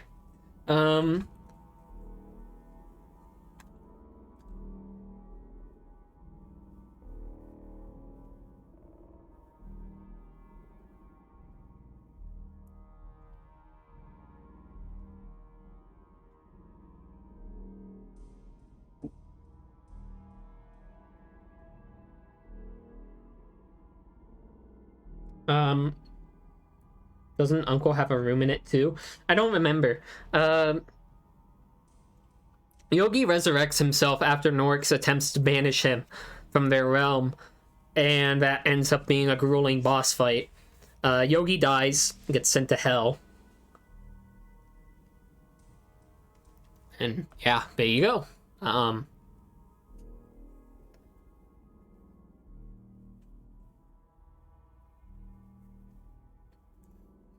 Yeah, I think there's like a lot of plans to do something with the hotel, but honestly, people just forgot. The Family Feud takes place. That's all fun. The Family Feud takes place, and the winners get to go to the grand opening of the zoo, and the zoo doesn't open until a month later, so... yeah. Master Gur. The zoo is like, oh yeah, the zoo will happen like next week, and then it didn't happen until a month later. Master Gur finally appears. It was worth the wait. Master Gur activates, enables administrator privileges on in the Scrungelands, and is immediately greeted by Snow Miser, who I think I forgot to print out, and Donkey Kong. Snow Miser just becomes Matt Gur's roommate, and that was really it. It's going to happen, but then Texas had that big snowstorm. Oh, yeah. Yeah, that would fuck things up. But Norix exhibit. So no, Snow Miser just happens. We haven't seen Snow Miser since Gur was on. That's really it. I don't even know who Snow Miser is. I haven't seen him ever.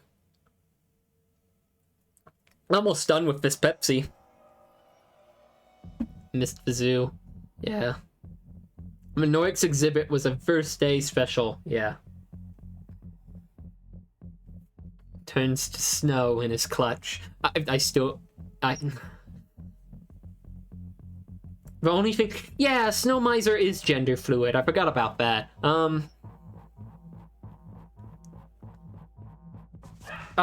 Something else happened. I think I talked about... It was a few days ago. Like, it was before day 23. Like, maybe day 15 or 16. I forget at this point. I told Lottie about my origins as coming from the void. I offered to assist them in defeating Bartholomew. I don't think much ever actually came of that. Whatever. That was sort of where I revealed that character origin. That's just how that happened. It was a late night, like, it was a 10 p.m. stream. I'm done with the Pepsi. Oh, I can't wait for Never Team. I cannot wait. Day 24, the Frog Scrungeon dungeon opens. Plankton arrives. Plankton is revealed to be an old lantern keep. I'm not sure if he is anymore, but he was at some point. The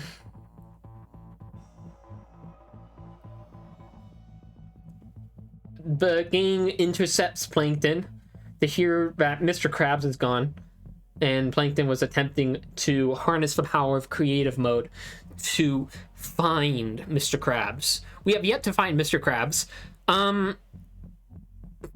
Both Runschrob and Squidward have sort of been tied together.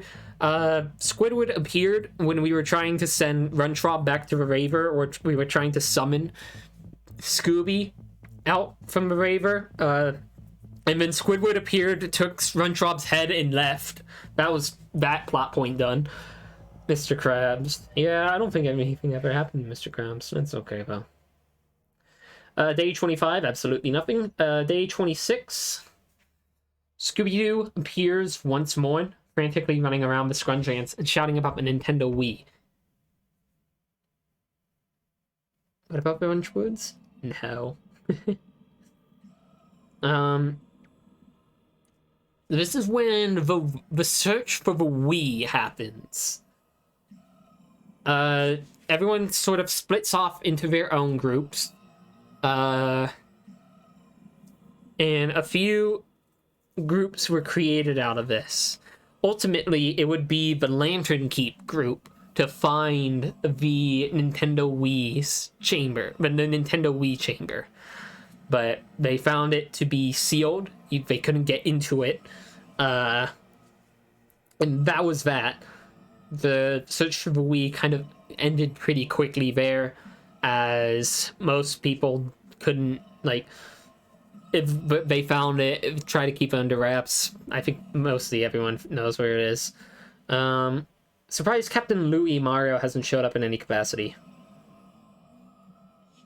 Yeah, you got inside. Yeah, Gibson is, to date, the only person to get into the Nintendo Wii chamber. And I think they died pretty badly in there. So that was that.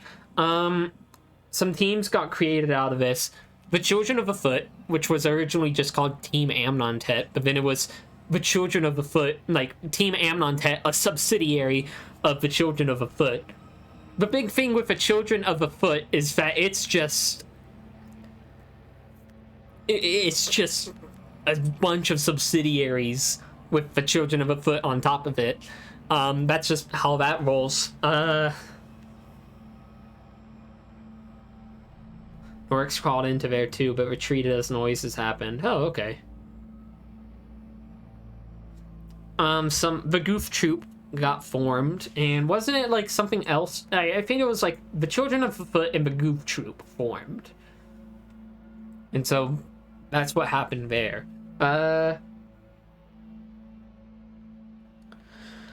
Clover malfunctions and is taken over by a malicious entity, only really known as the Messenger. The Children of the Foot doing what the Children of the Foot do best. The Messenger was talking about, what was it? Destruction, like death, destruction, misery, and something else. And Children of, here it is, death, misery, silence, and destruction. Yeah, the Goof Troop. The Messenger appears and goes on about those four. He talks about how Goofy is dead, and he is looking. Donald Duck is missing, and Donald Duck had appeared before, but very quickly disappeared. And Pluto was missing as well. So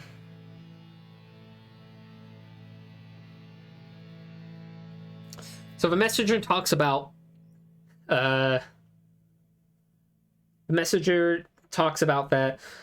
it is revealed that Tricky Newt summoned this entity that the Messenger was for, who shall not be named because I'm a good girl. The Messenger claims that this entity is stronger than Bartholomew, stronger than Jib Jub, stronger than anything you could imagine. It breaks beyond the fourth wall. It can affect me sitting right here. It can affect anyone. It can destroy a content creator's life with one fell swoop. And the Children of the Foot doing what we do best, allow it to just completely annihilate us. Yeah, if you name it Miku, will get you. Miku sees me as innocent, so I want to uphold that. But Messenger disappears, and the group kind of realizes what this is, and that it should not be named. It's slowly revealed over time that this entity has existed for a long time. It's in the trailer for Scrungecraft, which was like 3 weeks prior. Yeah. The Children of the Foot begin to understand this while they're in the GameCube chamber. We hear it laughs at us. We renovated the GameCube's chamber into an insane clown pose video game rental store that is closed due to asbestos. So that was a good job from us.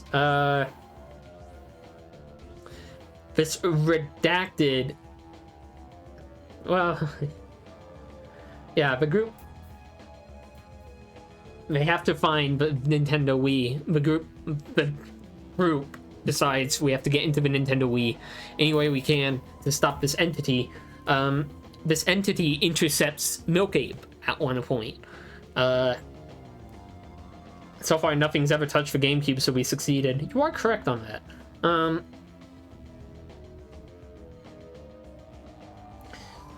This redacted entity attempts to get Milk Ape to say its name. Doesn't work. I think this also happened to someone else, but I don't actually remember.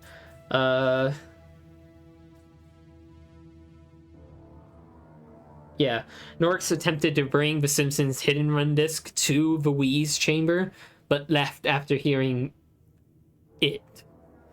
Milk Ape and Scooby-Doo travel to the Wii's chamber. Scooby-Doo gets in, but then emerges shortly after and begins to write its name on the wall before being slain, before dying. So, and then Milk Ape sees the text remaining lives 79 before Scooby uses a Raver Portal to escape. So Scooby died then. Oh, day 27! The Slimer incident! Slimer appears and slimes everyone. Newt almost says its name to try to use, or what was it, like, it was Newt and Uncle at one point were thinking about using its name to help. Luckily, that never happened. Slimer appeared and slimed everyone.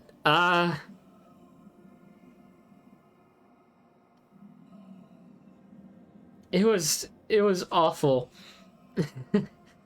Slimer slimed everyone, and it just sort of became the Slimer incident because there's so many Slimers. The clips of the Slimer incident are fucking hilarious because it's just like sudden chaos. So hey, there you go. Yeah. No, Socks didn't forget to turn anything off. Socks had a command block going that would spawn a Slimer on each player like once every 5 seconds or so. Okay, cool. Then Socks set it to repeat mode, which spawned about 50, 60 Slimers on top of every player, and then they were just there in mass. It was horrific. It was awful. Slimer happened. Slimer thankfully died. Then. Slimer thankfully died in that Slimer incident. I realize saying that is a little bit unfortunate to Slimer's name, because he will be important later. Do I have any thumbtacks left? Yeah, I do. I mean, I bought a pack of like 30. Slimer.jpg has been pinned to the board. Socks made that mistake twice, yeah. Slimer was quite something. I attempted to go to the Wii's chamber. It doesn't work. I hear it. I leave. Literally couldn't do anything for like 5 minutes because I was stabbing so much. Hershey World infiltrated the server on the 27th day. Hershey World, famed Tumblr account.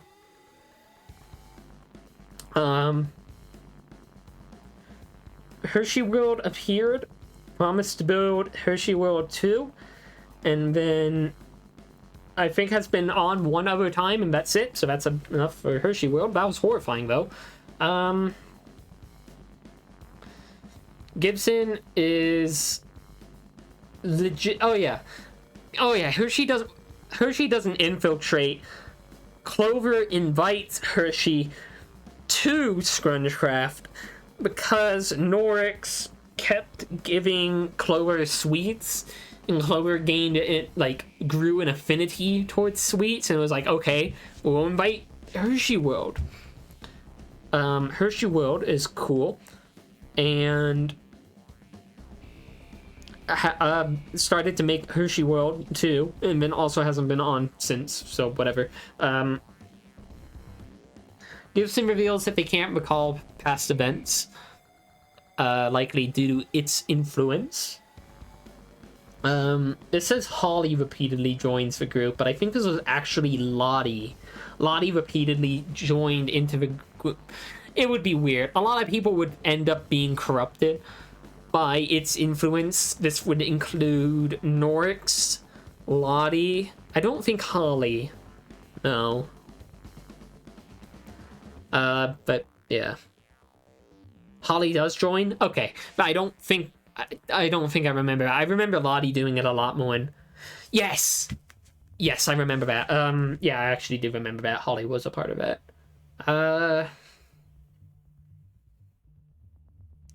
Is this when the egg incident happens? I don't know what that means, so I'm gonna presume it's not important.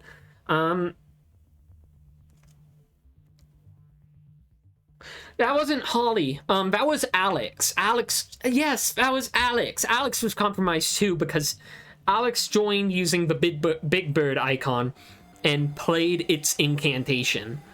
So that was something that happened. That was important.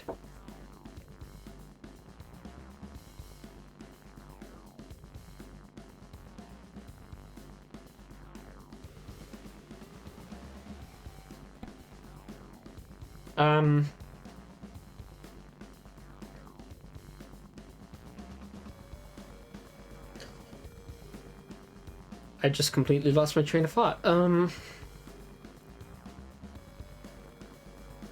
The egg incident was Matto putting... Oh! Not technical difficulties, just someone telling me that there's pizza upstairs, but I have no idea when I'm going to be able to go get that. Holly... Well, not Holly. A variety of people get put under watch from... Hey, over pizza, you? A number of people get put under watch by it. Meanwhile, Matto curses it out, like saying saying its name. Like, Lottie and Matto would just keep spouting its name, not realizing the consequences of that until later. Matto would curse out it from atop his tower, because at this point he was a hero of the winds. On day 30, though, the Children of the Foot create a steamboat for... Hey, you didn't explain that. I forgot. On day 30, the steamboat was created. You gotta talk about the winds? I'll talk about the winds when they're relevant. The steamboat gets created because Scary Pete appears. Scary Pete just started off as an armor stand. He became a skeleton, and then that was about it for him. He talked about the fact that his skin was underneath its hat, and how he was afraid of it and such, like how he could hear it, how it pained him. So the Children of Foot construct a steamboat for Scary Pete. This was done by Amnontet, Serpy, Matto as a contractor, and me. We constructed that steamboat. We built it. Obama appeared and gave it the seal of approval, which, I'm gonna be honest, was probably the most motivating thing in my life. But we did that. That was like one of the very good late night scrunch. I wasn't there for the boat moment. I was sound asleep. Was it just... I remember you being there, but I guess I'm going insane. It was just me, Amnontet, and Matto then.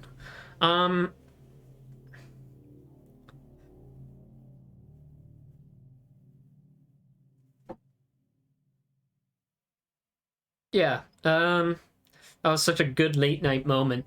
I think I remember doing that bit, and I immediately went to bed. Don't forget Jukebox and Regular. Oh, yeah. Regular the chicken appears. I gave Regular the chicken Mountain Dew, and they disappeared. They would later be tied to the end of the steamboat, and then Norks would kill Regular. That made me upset.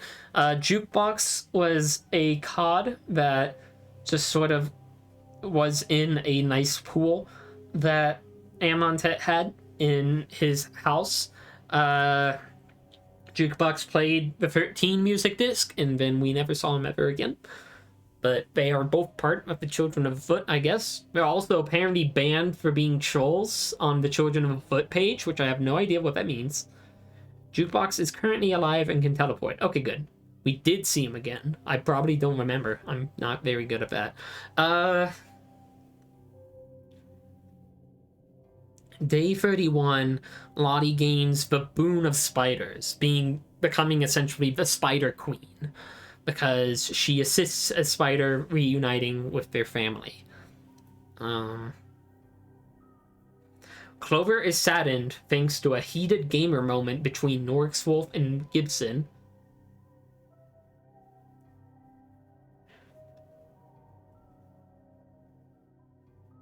Oh, this is when the 71515-625 incident occurs. This is when Goofy starts to appear, and this is when Goofy is heavily implied to be stuck in static or whatever. This is where sort of the beginning of this whole thing with Goofy began. The broken TV gets placed, and at this point, Goofy had been trying to speak to Gibson directly. He was referring to Gibson. He was referring specifically to them. And on this day, the busted TV would get placed. This is also when the $19 Fortnite card happened, which is why all of those members of that team are probably banned. Or blocked, whatever. Goofy takes over Gibson's body when Gibson approaches the TV. And for a while, the group pursues Goofy, who has taken over Gibson's body. This is sad.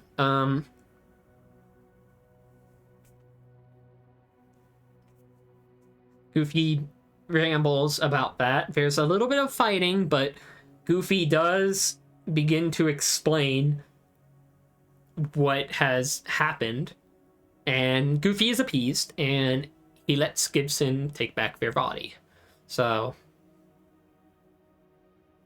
yeah, this is essentially... The Goofy incident is essentially the beginning of modern Scrungecraft, which feels weird to say, but that's essentially, yeah, that's it. This is when we sort of had more of a grounding of what was happening, so... Day 32, a certain robot has unleashed great evil upon the world. So because Matto fucked up so much, summoning it using its name, what happened? Hang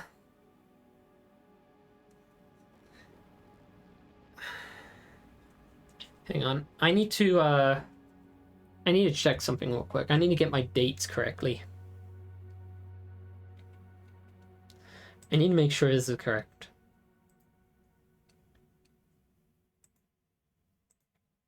January 30th.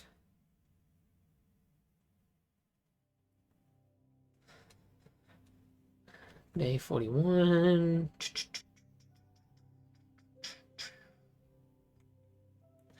Chamber of a Warning. February 10th. Okay, so this is pretty soon.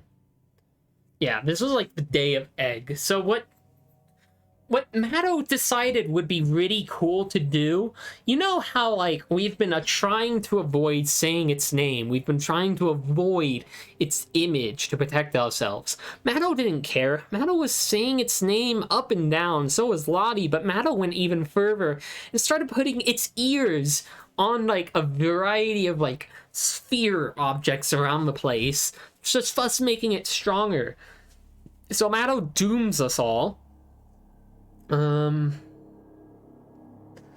Norix is further found to be under its influence very easily. Norix begins, like, glitching out and singing the incantation. Norix receives a donation, a mysterious bounty donation, to kill Serpy and Lottie. Norix is the one who placed all the heads. Okay. Norix, following this, used the Plague Bearer's sword against Lottie and Serpy. This would fill Serpy with bugs, and this would eventually cause them to become afflicted with the Eternity Parasites, which we'll talk about later. You know what I need? I just realized this. Now that I've been talking about this for 2 hours, I need something. Where is it? Is it right here? Yeah, here it is. I need something on my head.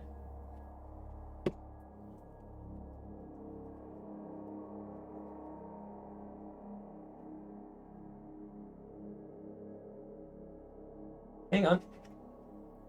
Oh, there we go. Oh. Okay. Is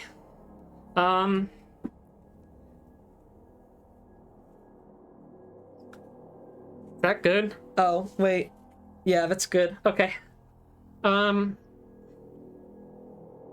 So Serpy got filled with bugs, and this would evidently cause some problems in them. They would later be infected with the Eternity parasites. The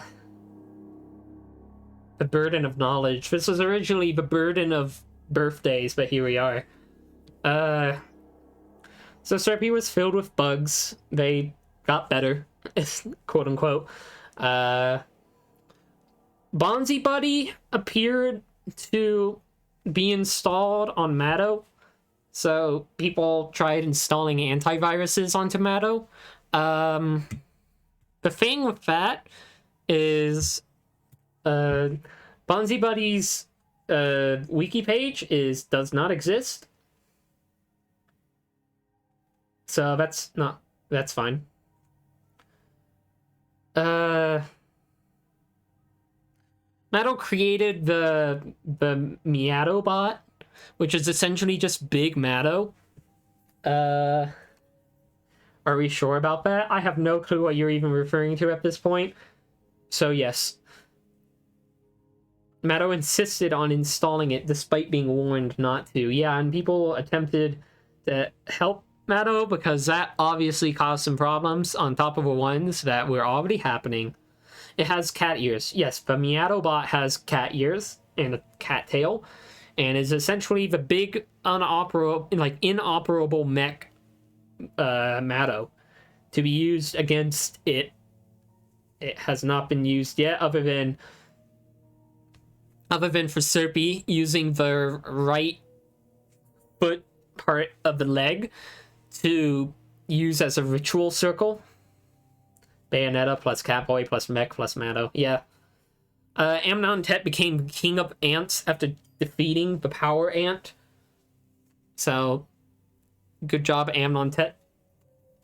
Who's to say it's inoperable? Me, because it's inoperable right now and it hasn't happened yet, so I'm not worried about it. Serpy gets better from having bugs in them.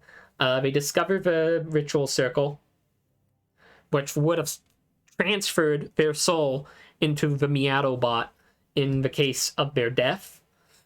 That doesn't end up happening. Whether that is good or bad, I don't know. Iris appears. Day 33, the day of Iris. This screenshot's pretty small, but Iris is there. You can trust me. That's what's on the wiki, so. Iris appears, everyone's favorite. Iris is the admin of the Nether team.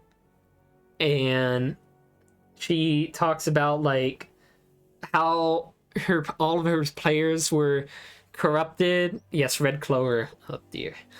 How she talks about how they were all corrupted by it, and this would later be kind of elaborated on.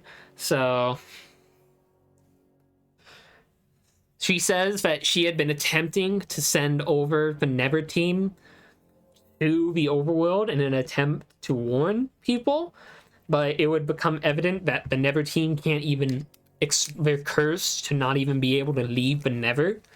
Like, they cannot. They just get sent back to the Nether. So it's interesting to note that the Nether is a place of creative mode versus the Scrungelands, which is a place of survival mode. Iris comments on this, being surprised. And yeah, so they talk about that. At this point, it is implied that the Nether will be opening, and boy howdy, did that create a lot of shit.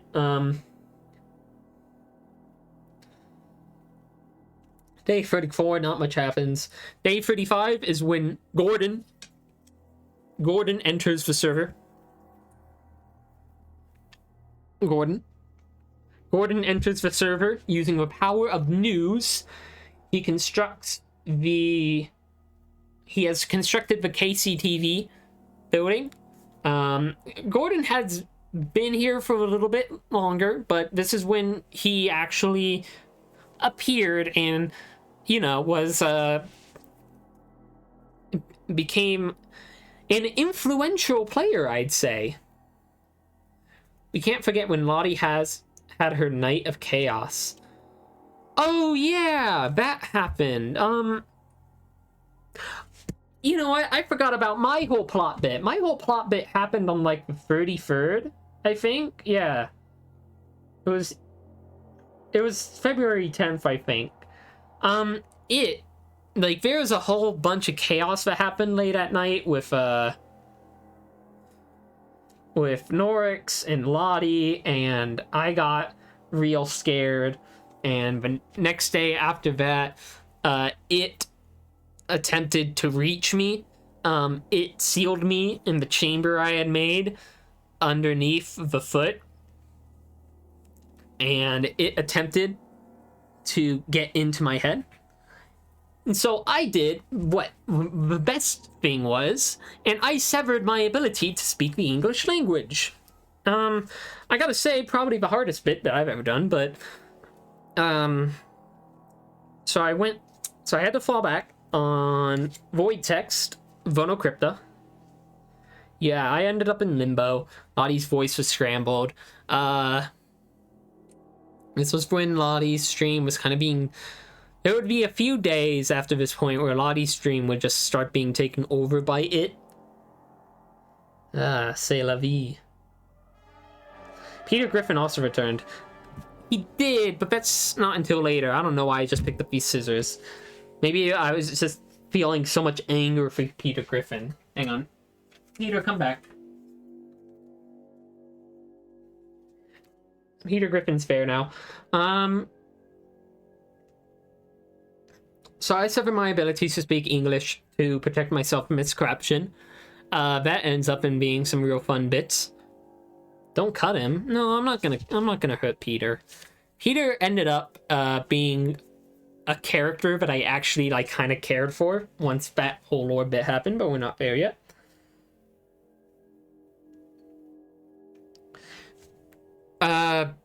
So Lottie is susceptible to control from it. Norix is susceptible. What ended up happening is, I think at this point, Nisha is also here now. Oh, shit.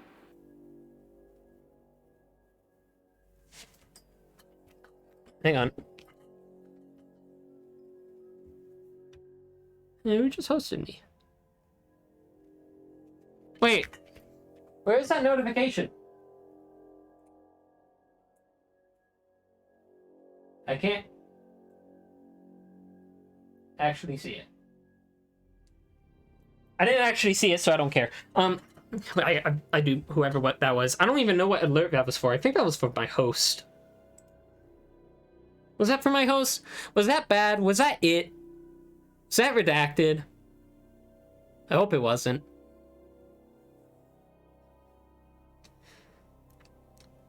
That was $5? Oh, was it? Hang on, I need to log into Streamlabs and figure out how I can look at this again. I forgot that's my donation sound because all my donations have been going through the bounty thing. Hang on. No, not contact. I need to log in. Log into Streamlabs. Please.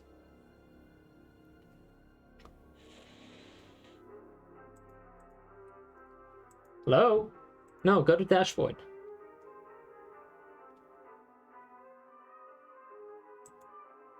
No, I don't want to sell merch.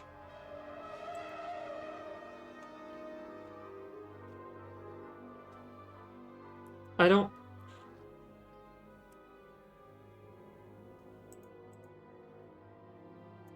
Hello?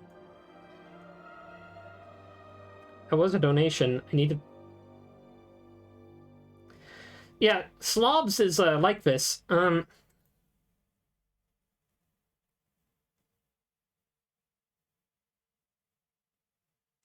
Streamlabs has have like a thing where I can just look at my previous donations, right? Is it activity? Where is activity?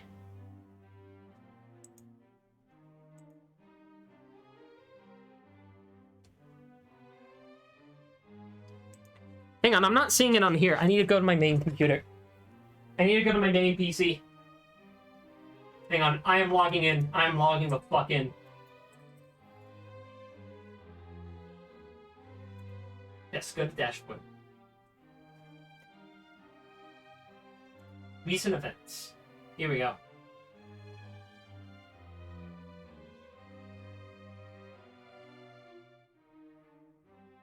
Oh, fuck off, you rat bastard. You fucking... Yeah. You can send me money all you want. I'm not saying your name. Why does it not appear here? Such a weird panel. I'm not saying your name, you rat bastard. I severed my own ability to speak English. You have no power over me. Well, that happened.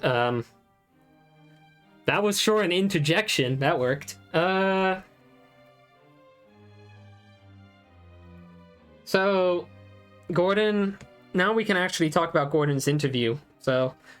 Gordon has an interview with Socks, or one specifically, I guess, with Clover, but yeah, no, it was with Socks. It was with Socks. Socks was essentially doing a recap, which was like,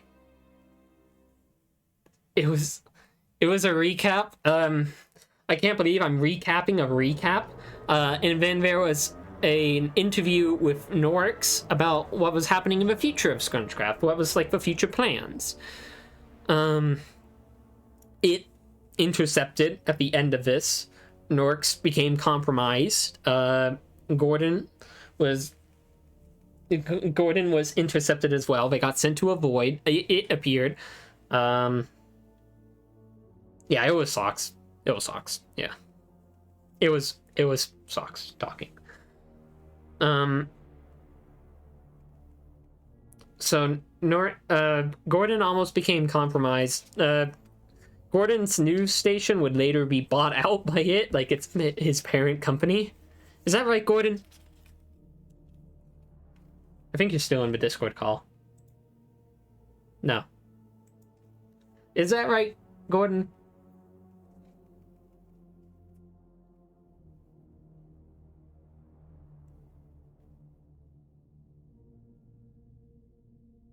I don't know. I think it's right. I think it's about right because its appearance appeared on Gordon's tower. The issue that was found after this interview is that it had written... If Gordon were here, he would say yes. Okay. Oh, did I go through the entire Half-Life Alyx soundtrack that's out right now? Cool. We're back here. It was revealed that it had itched its name into the server console, meaning that nobody had to even speak its name anymore for it to get power. It just did. So that was fun. That was a real exciting moment where it was like, well, we're kind of fucked, but it doesn't matter because the next day Jeopardy takes place. Day 37 at 5:33 p.m. Eastern Standard Time. Scooby farted.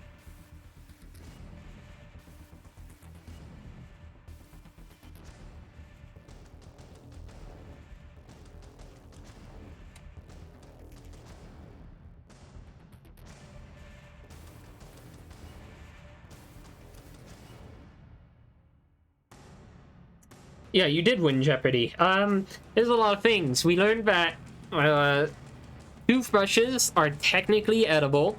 Platypuses are half mammals. And all of K-pop is Gangnam Style. No, Gordon isn't in call with me anymore, so that's fine. Buffalo wings or sandwiches? There's a lot of questions on Jeopardy that made, like, there's a lot on Jeopardy that made people angry, and that was really funny. Thought that pause for Scooby farting was them talking. No, that was me just sitting in contempt. So, Scooby farts. Half mammal. Peter Griffin appears from the Raver.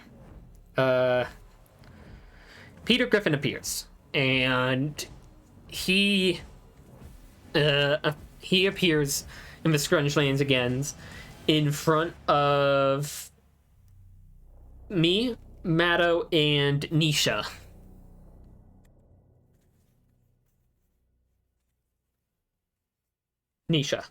Separate entities. They entertain Peter Griffin for a while, but Peter is suffering, or at least it appears to be. He's the god of funnies. Oh yeah, Taco Bell is technically edible. Who exactly is Nisha lore-wise? Nisha is just Nisha. She is just that. Out of context-wise, like, Nisha is just Norks, but Nisha just kind of appeared. Yeah, I think friend of Norks. I don't know. Ask Norks about that. All I know is Nisha appeared and it was like, oh, cool. Nisha's a friend. Yeah. Yeah, Nisha is Norks' roommate. Peter Griffin appeared to be suffering. Peter Griffin looked towards the moon, and which was now in its appearance. Yeah, she is just sitting here. Peter Griffin would occasionally turn into a wither while here.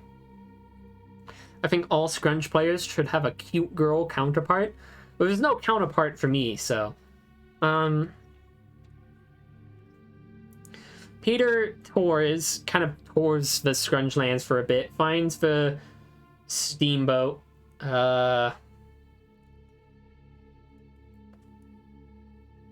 Lottie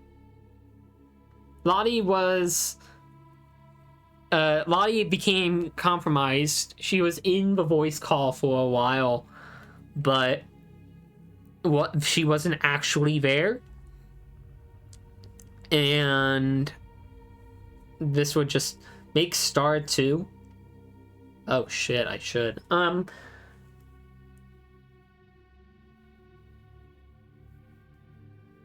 Lottie would say that it wasn't her, but she would, like, her Discord would, like, slowly just, it would play this audio that was its thing. It would, you know, she would, like, I almost say Fredden, but I don't know.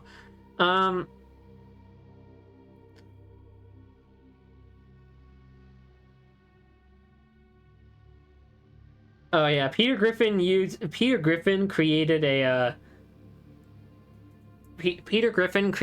series of note blocks that were to essentially, it was the Family Guy opening, but Peter Griffin was playing specific notes of it which correlated to different things Peter was saying, like, it sees you and it sees you all. So, and Peter Griffin talked about like his family. Peter Griffin would talk about laughing and crying, like he cries in that sort of note block incantation. Matto at this point is communicating with the Never Team through the Never Team Twitter account. No, I don't want baby versions of every character. No.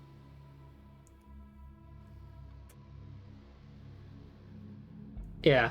The server picks up Lottie as season 3 starts the next day. Awesome. Lottie, the server detects Lottie as a virus and removes her from the server, thus kind of returning her back to normal.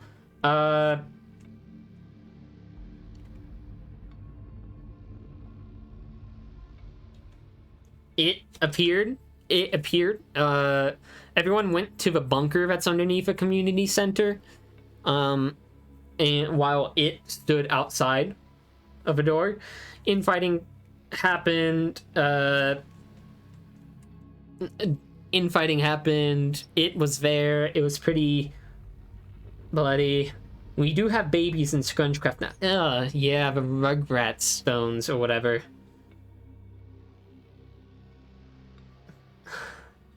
I don't like any of these words. Don't you tell me about any of these words. I'm getting one Pepsi.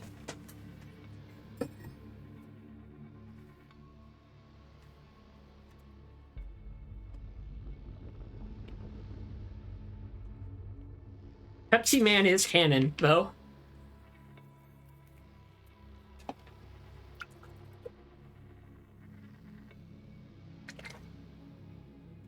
That's enough.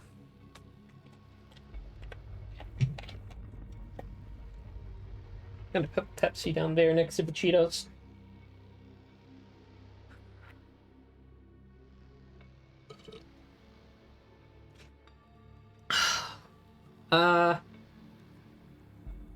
Uncle was filled in. Can Scrungecraft be considered in the realm of data? I don't even know what that means. Oh. Day 38 is where some fun things happened. Something appeared before Amnon-Tet. So, me and Amnon-Tet were watching this happen. There was an orb, something, a spirit, a will-o'-the-wisp, I think is what we started calling it. It was attempting to spell something out to Amnon-Tet. Amnon-Tet, doing what Amnon-Tet does best, was playing dumb during this and didn't actually say anything. Sorry, I'm a clown art student. Don't worry, I am too. Except I'm a design student, so even worse. The Will-o'-the-Wisp creates a castle. Its castle. There's a lot of moments where... I'm burping already from the soda. There's a lot of moments where people enter the castle, something bad happens to them. This is while I'm still English severed, so I'm just communicating in void text. So, like, people go into the castle, it appears, it kills them, something else bad happens, etc., etc. Nisha and Newt come by. Yeah. Yeah, suddenly almost everyone got, like, something bad happened to them, except for me, because I didn't go into the castle. I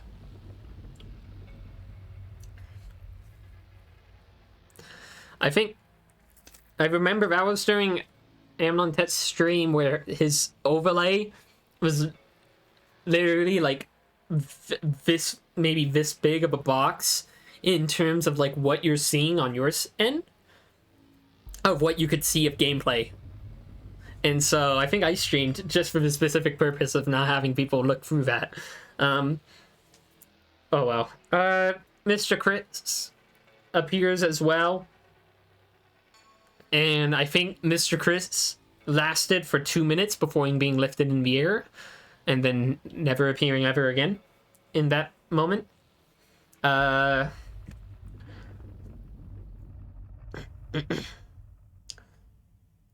They... Over time, Tricky and Amnon-Tet started to, like, attempt wishes inside of a castle, and this ends up, like, causing a lot of things. One of them was, like, summoning Jamie Lee Curtis. That was fun.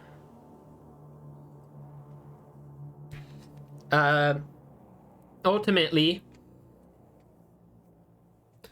they ultimately, our group summoned Herobrine, something that Gibson had attempted in the past. Yeah, wasn't Tinkerbell granting all the wishes? I think it was.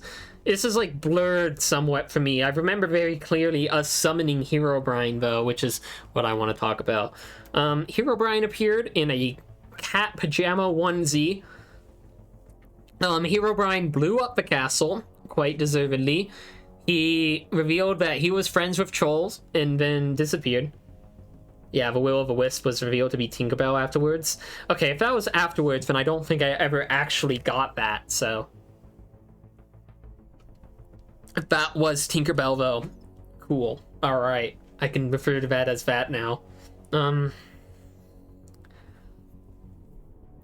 I think after Herobrine appeared, the lore moment kind of went down a little bit. Except, what eventually happened... Star my hat? What, isn't it good? Bearer of a curse? After that, we started being accosted by an item frame that was Scrappy-Doo in Trollface. So, it's such a good hat. Hello! Yeah, it's good. I made this for my birthday, and it kind of fits for a lot of purposes. I was wondering if I was ever gonna be able to show this on stream, but hey, here we are. That was about that for day 38. But day 39, the final... What day of Scrungecraft are you retelling? I'm now on day 39, so almost at the Nether portion, which that's when this is gonna get real fun. Day 39, the final day of the first act. It is revealed that the world file is slowly being deleted and will be replaced with the kingdom... What was it? The Magic Kingdom. The world file for the Magic Kingdom was replacing Scrungecraft. And... I've already been going for 2 hours and 40 minutes. Yep, it's gonna be another 2 hours at this rate. So the Magic Kingdom is replacing Scrungecraft. Everyone realizing that we're not really able to do anything. It's just sort of has a final moment with each other. Matto has a performance in his new theater hall. It attempts to intercept this. Nobody cares. Like, everyone just brushes it off. Matto accidentally wears the head of Miku, which sets up a lot of events that will ultimately involve him. Socks and Clover very desperately attempt to save the world. They try everything they can. Socks, obviously being stuck in survival mode, attempts to manually program a command block. At the end, everyone realizes that the server will be deleted if they don't attempt to do something. Socks comes up with the idea of crashing the server to stop it. Yeah, arbitrary code execution. Yeah. Socks comes up with the idea to crash the server to stop it.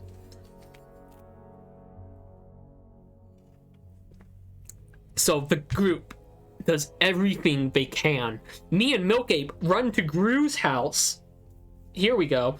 Run to Gru's house and spawns a ton of minions and just lead them over to the garden. There's like a million fish. There's like Amnon-Tet spawning ants underground. Everything is happening and the server is slowly dying, but it doesn't work. It doesn't work yet until a voice is heard.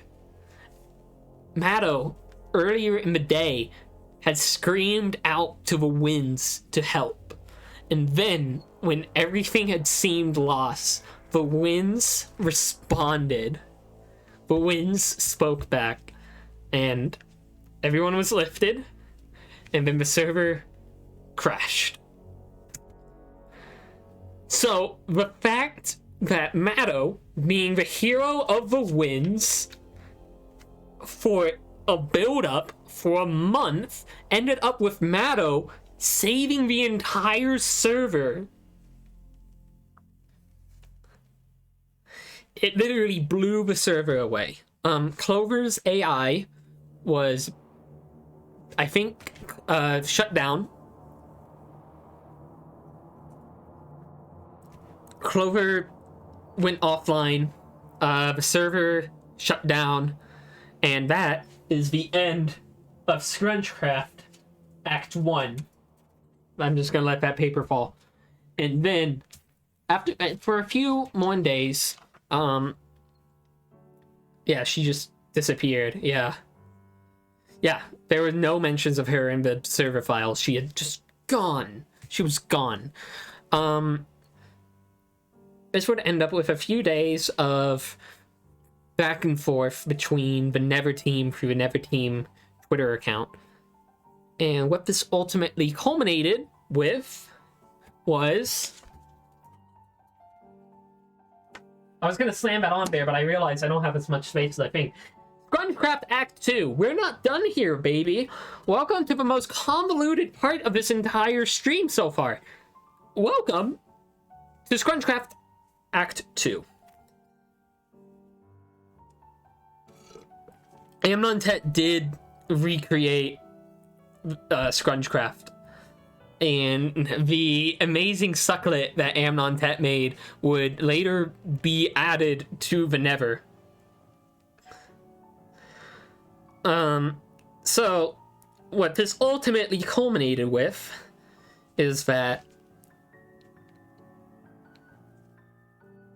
Sorry, I gotta apologize, but also I'm not sorry. Day 40, February 20th, 2021. The server comes back online. Everyone is ready for the Nether to open. Day 40. Everyone boards the train into the Nether. They board it. It goes to the Nether. And now we have...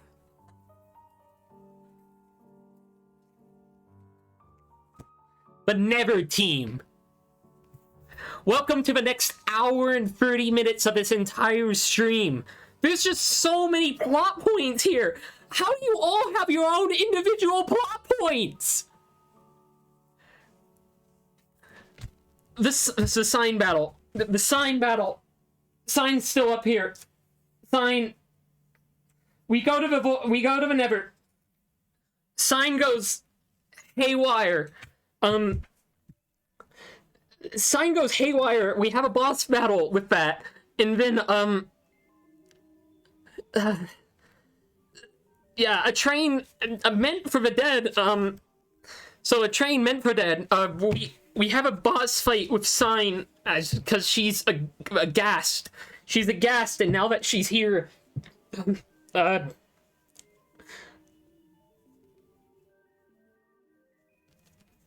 that happens. Iris calls upon the Nether team, and here they are. They're all corrupted. By the way, this was the like one of the pictures I was able to get before the stream started. Please understand.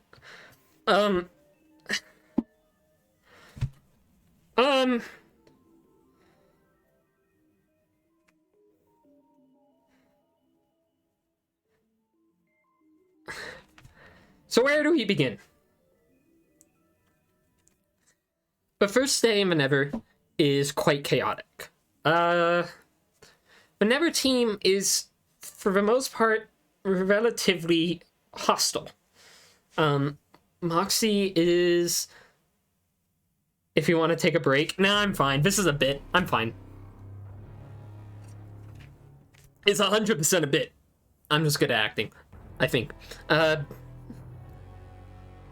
So, the first day of the Nether is needs one red string. I forgot to get red string. That's what I was gonna use this bulletin board for. So over time,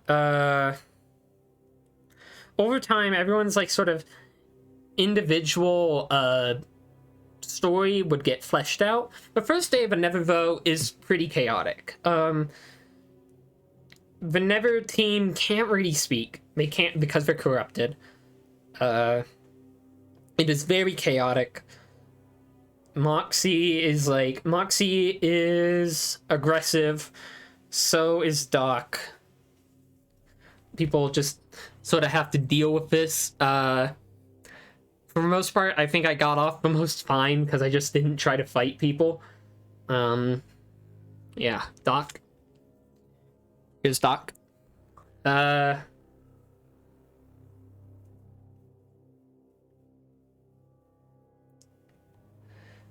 Day one, Norks actually ran into Ark. Did you do me already? I have you, Buggle. Where are you? Where are you, Buggle? Buggle? Where the... Buggle? Here's Buggle. No, that's not Buggle. That's not Buggle, that's Inspector Gadget. Where is Buggle? Buggle? Buggle? Buggle is not in my hat.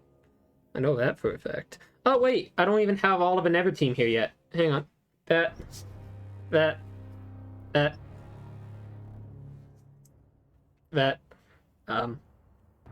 Hiding, you're playing a trick? Stop playing a trick on me! Oh, I forgot I had a printout of Herobrine in his catsuit outfit. Where are you, Buggle? I don't think I lost you. You're not on there. You're not up there. Where are you, Buggle?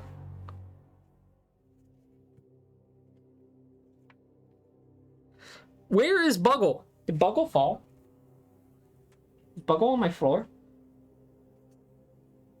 Oh, that's Jib Jub. Where is Buggle?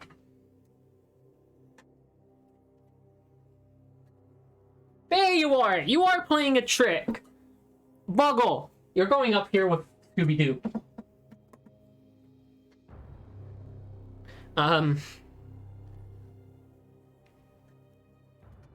There's a... Yeah, you're up there now with Scooby-Doo. How do you feel?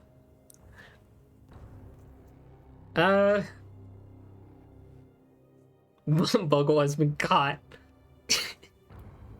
Yeah, how do you feel up there? That's you.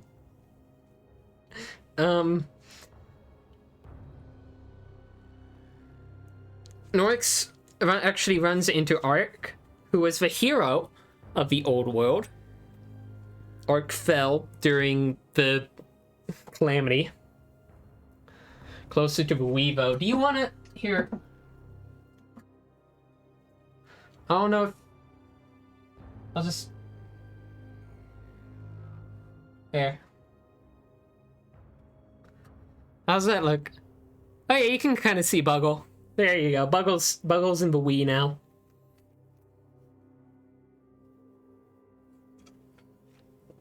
I'm in your Wii. Buggle has been acquired. A variety of things happen on day 2. You're playing Pets Crazy Monkeys. Oh god. Oh no. My TV. No. My Wii. I don't know why I said my TV. It's for Wii specifically. Wait, I've got the Wii right here. Who needed to go into the Wii chamber? I just got a Wii right here. I just need a game now.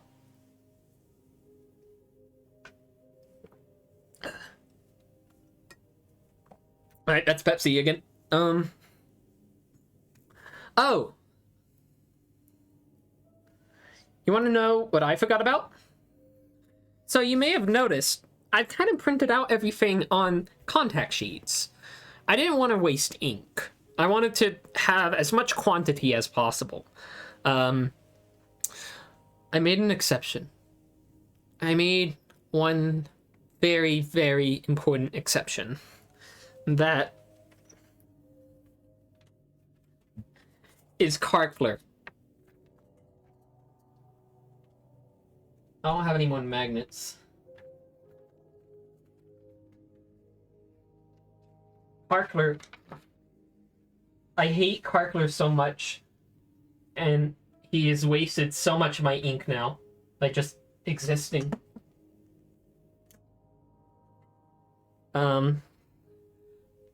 It's Karkler. Burn him? I had the idea for a bit where I just light something on fire, but I'm smarter than that. Making a grilled cheese, just thought you should know. Oh, grilled cheese sounds good.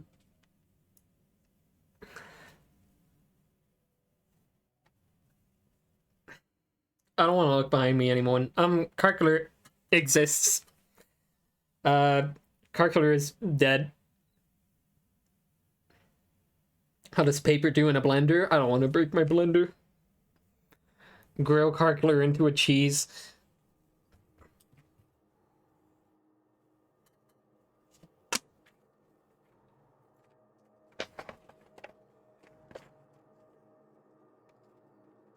I have beheaded Karkler. He is dead.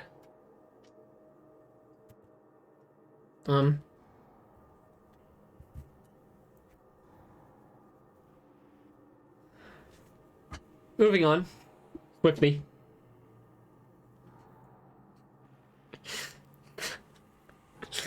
Swiftly moving away from, Karkler. Victory is had today. I have killed Karkler. A lot is revealed about the Nether team's storylines over the next few days. Gay Band-Aids is revealed to be, like, infected from the eyes that are watching over. So they're corrupted from that. Ark, I don't actually know. Zeph, I don't know. That was done without me. Doc died and was reassembled by Miku, but ended up missing a lot of her parts, like her mouth specifically. So she was unable to speak. Len, I think Len died. I have Moxie here somewhere. Where's Moxie? Here's Moxie. Moxie died, but her grave was found to not be complete. Like, someone had taken the skull from it. The actual Miku? Yeah, Doc wasn't ever Hatsune Miku. A lot of people, including me, just called Miku, like Doc Miku, because that was easier. I was there for Hatsune Miku summoning. That was horrifying. Over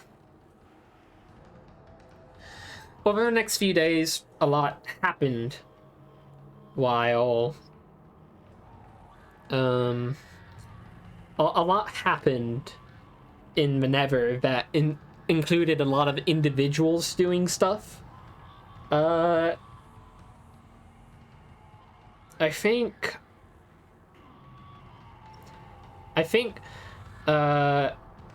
Zaphroff was the first person to be rescued, and that was done on like day 2.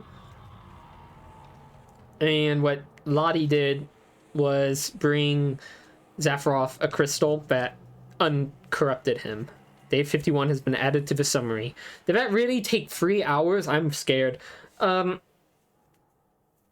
scared of what happened because now I've already forgotten.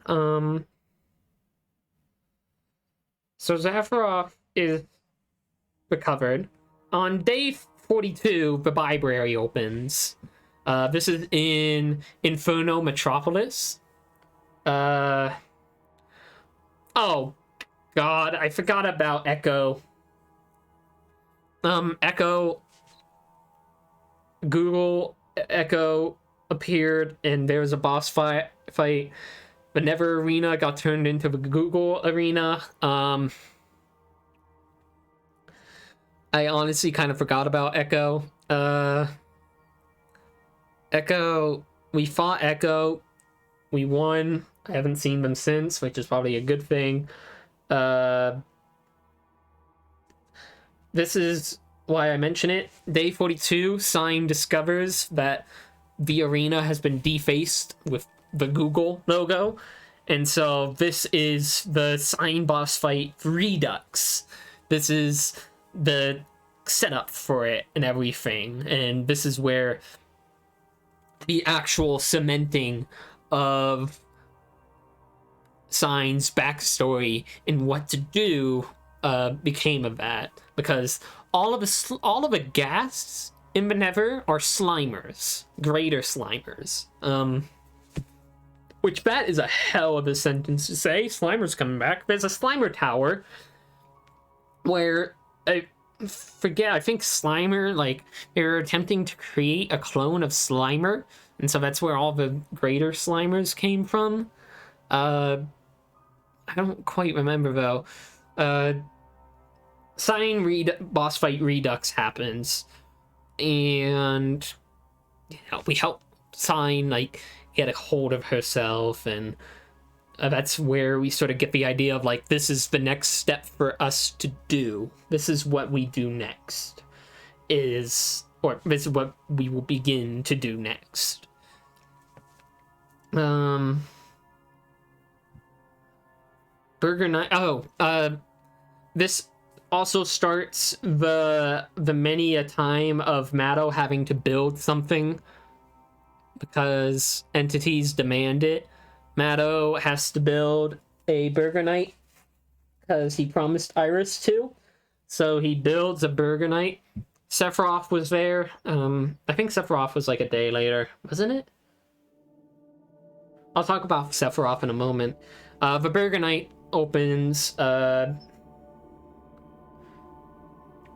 Gibson brought a Moonrock to the Nether, but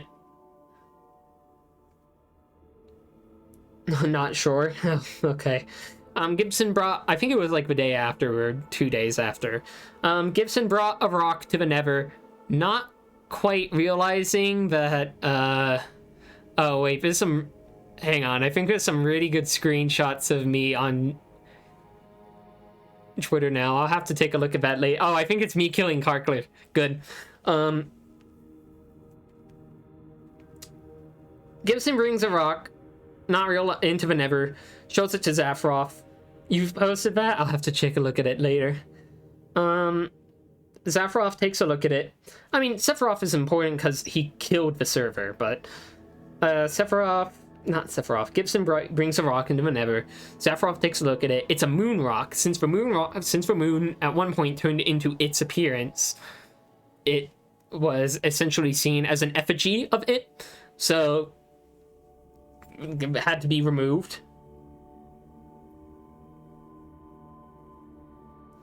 The moon rock thing was a whole thing in and of itself, because it was part of someone else's bit and we didn't know. What? What? Oh my god. Oh dear. Oh no. It caused chaos. Iris came by and revealed that it was just a bottle rocket, so that bit ended quickly. Sophie. No one else was on, and then by the time I came back online next day, everyone was freaking out. Yeah. Sophie appeared. Sophie in her successful oil tycoon.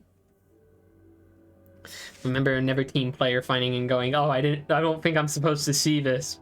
We had no idea what it was. Yeah.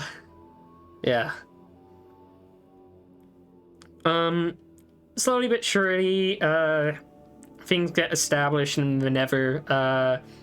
Sophie oil becomes a thing. Respite is established. Respite is established, and it is a melting pot for chaos. Slenderman is there. I think that would... When did that happen? When is Slenderman? Oh my god. There's so much. Every single day at this point is just like 20, like it's just 20 lines. Like each day is like thousands of words. Oh my god, I'm already lost. Oh man. Slenderman is here. He likes hubcaps. Everyone loves Respite. They move in and our room and my roommates now. I'm gonna.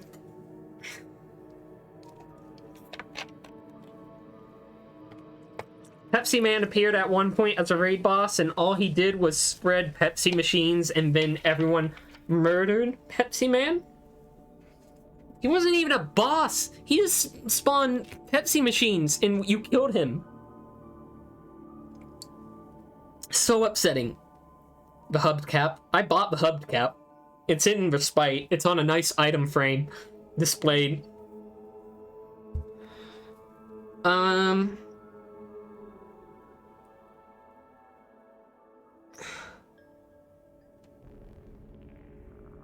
Great sin corrected by Abe. Oh man, that reminds me. Okay, here we go. Day 43. Respite. Day 43, Respite gets attacked by Doc and Slimer. I get both frozen in and slimed. There has to be a rescue attempt for me to escape. This is one of the many Respite chaos events. Respite, despite being named Respite, it was originally called Echoes, but I renamed it to Respite. Respite ended up being the opposite of Respite, and it was just a place of chaos. The burger event, the burger error occurred there. There was a lot.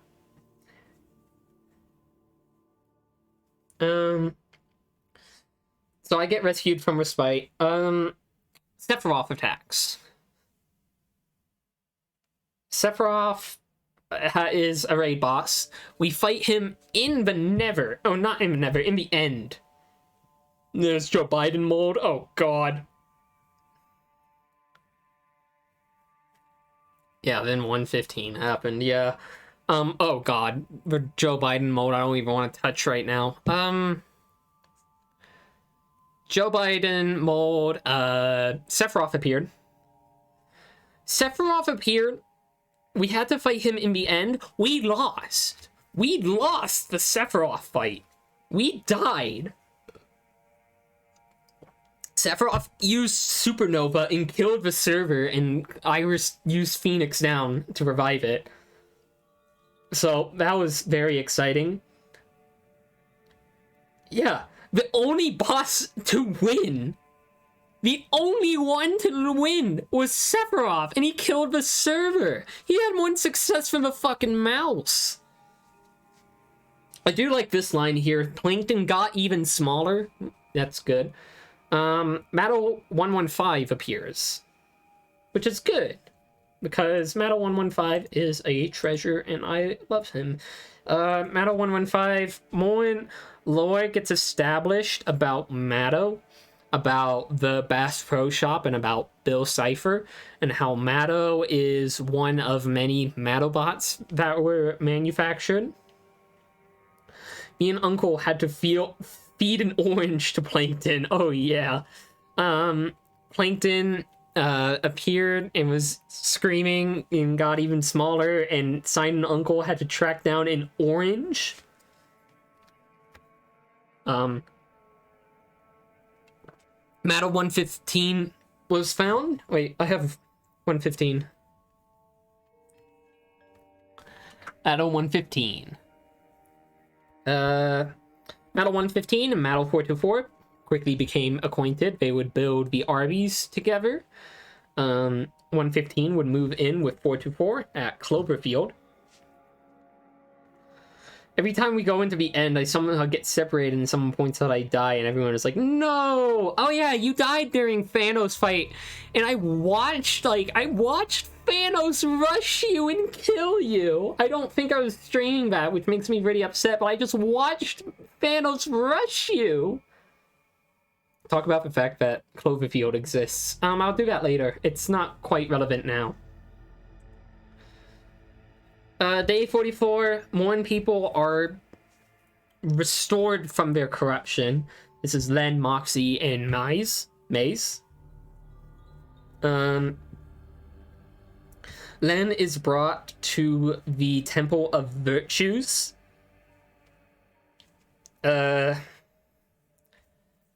Some whole bit happens. Oh, by the way, when I want to mention this now, I asked the Nether team for like, oh, can I get profile pictures so I can like print them out, like whatever you think will best represent you. This is Gnomers. So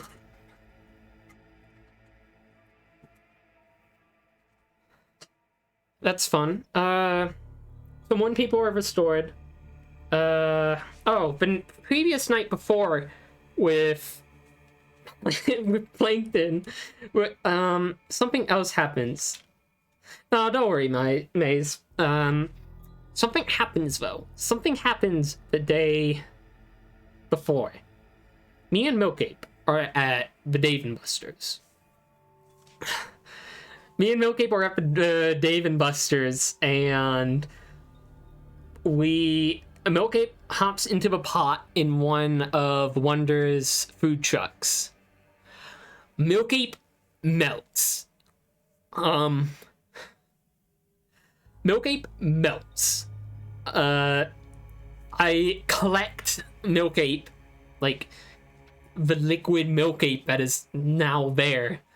The thing that felt obvious to me was to go to Miku's domain. No, I'm going on to Ice Ape right now. Because this is when it actually starts. So I go to Miku's domain in a panic.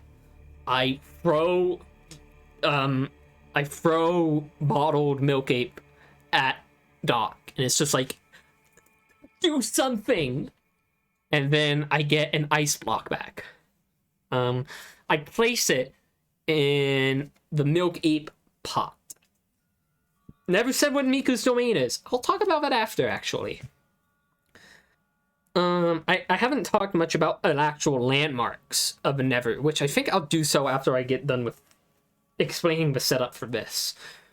I get Milkape's head, or what I believe is Milkape's head.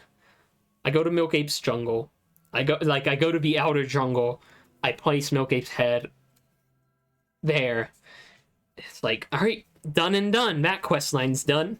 Now, before we get onto Ice Ape, oh, I forgot I printed out fucking Komedu. You stay down there with Karkler.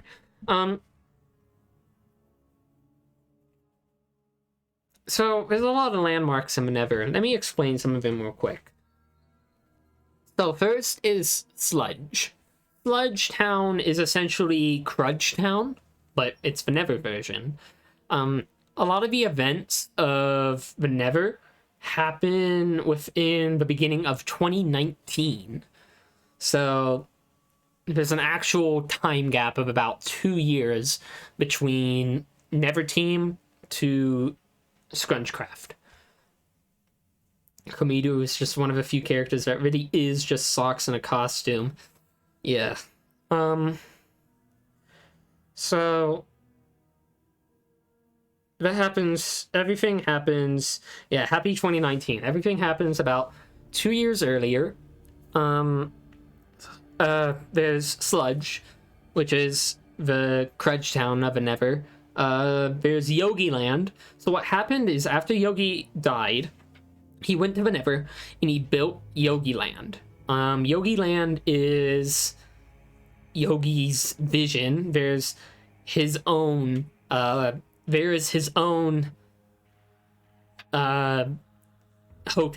Norix is specifically banned from it because Yogi claims that Norix infringed on his intellectual copyright.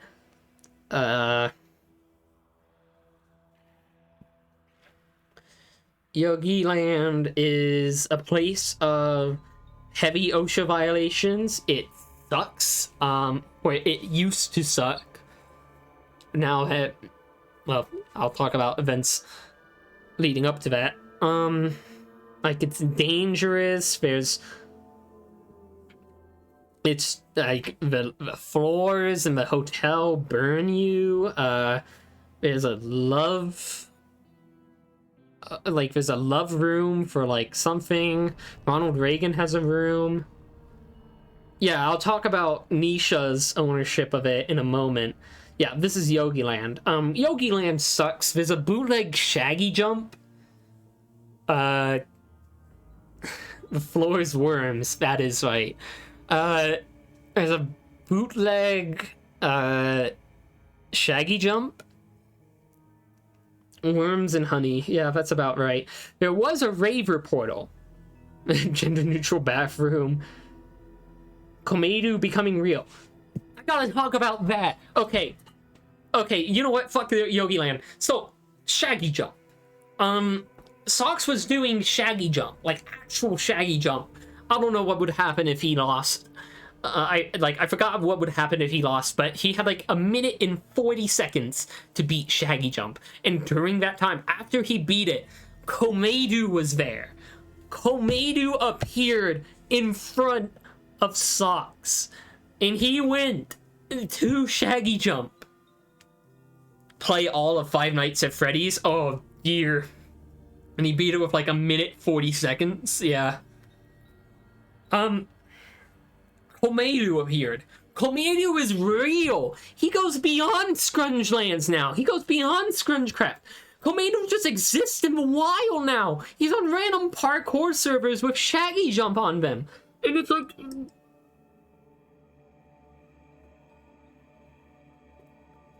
I'm out of Pepsi. A minute and like 40 seconds left for Shaggy Jump. Well, whoever said they were worried about my Pepsi falling over, I just drank like... How much is this? I just drank 1.25 liters of Pepsi just fine out of big mug. No, he's on paper in my house! Wait, yeah, you're right. He's real! He's on my floor, though. I have no more Pepsi left. No more. But that means you get to make anything canon. A $15 donation means you get to create whatever the hell you want as canon. I don't care. I don't care if you make I don't care if you make like Ronald Reagan somehow mourn canon. Actually, I do care. I don't think Pepsi is $15.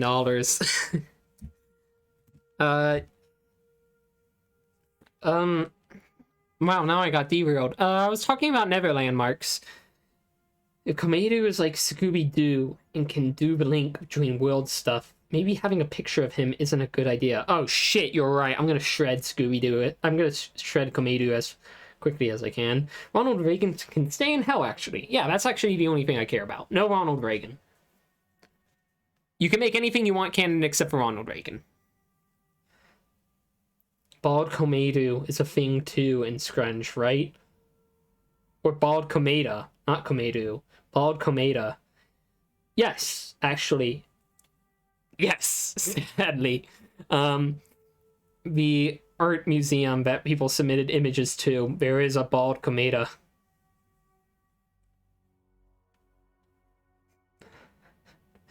And Drip Goku. I forgot about Drip Goku. Drip Goku is so important to the plot that I'll talk about Drip Goku later. Catboy Benry, I refuse to talk about.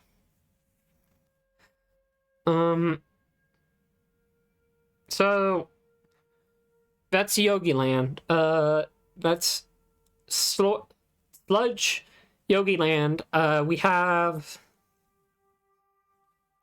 We have Inferno Metropolis, which is the big city of hell. He's real and a boss. I do not love Catboy Benry. Dude Soup. Oh yeah, I can talk about Dude Soup when I talk about the Infernal Metropolis.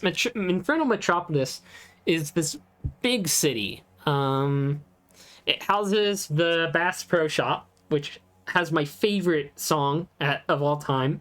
There's a cafe that, among other things, serves dude soup. Dude soup is an incremental tradition in the Nether, where you can have a bowl of water, or lava, any liquid, you throw a bunch of people in there, and you make dude soup. That's it. Dude soup originated in Yogi Land, though? Oh yeah, wasn't it from like the fucking dude soup blender? I forgot about the dude soup blender.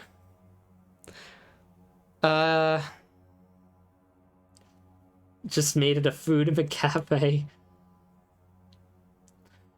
Oh, the Rainforest Cafe. I don't know. Nothing ever came of the Rainforest Cafe other than Uncle being cursed, so it's just a pre-release gag. Okay.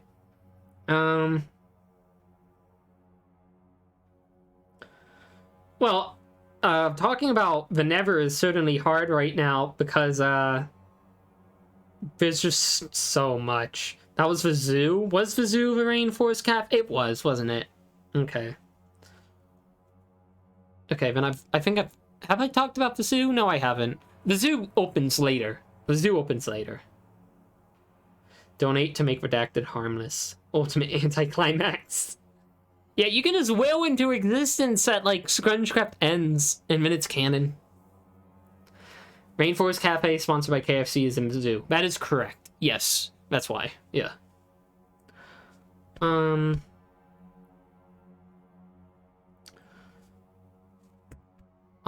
day 44... So... There's Infernal Metropolis, there's the Wastes. The Wastes is this hostile area where a lot of the corruption in the Nether originated from what I can gather. Donate to make Clover real. You can do it.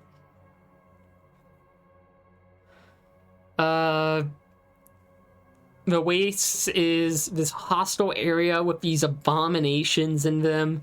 I think I'd like to theorize if they have something to do with the Void, but I don't think I have any control of that. Clover is real and our friend. You know what?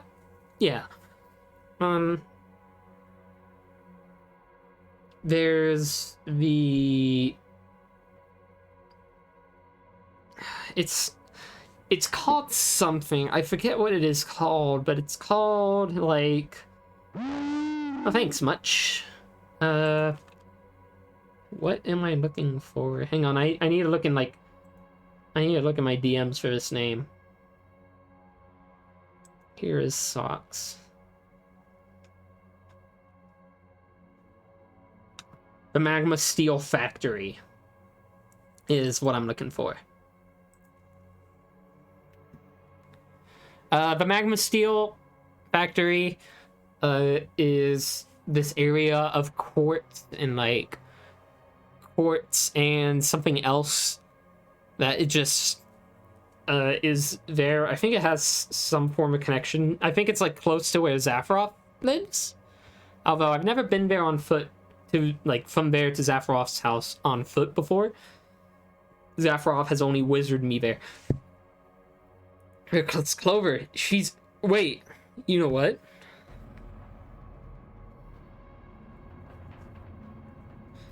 Where is Clover?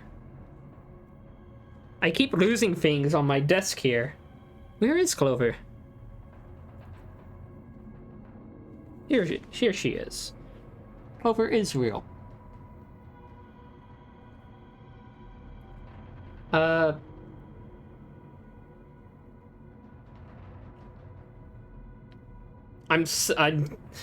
have completely lost track of what I was doing.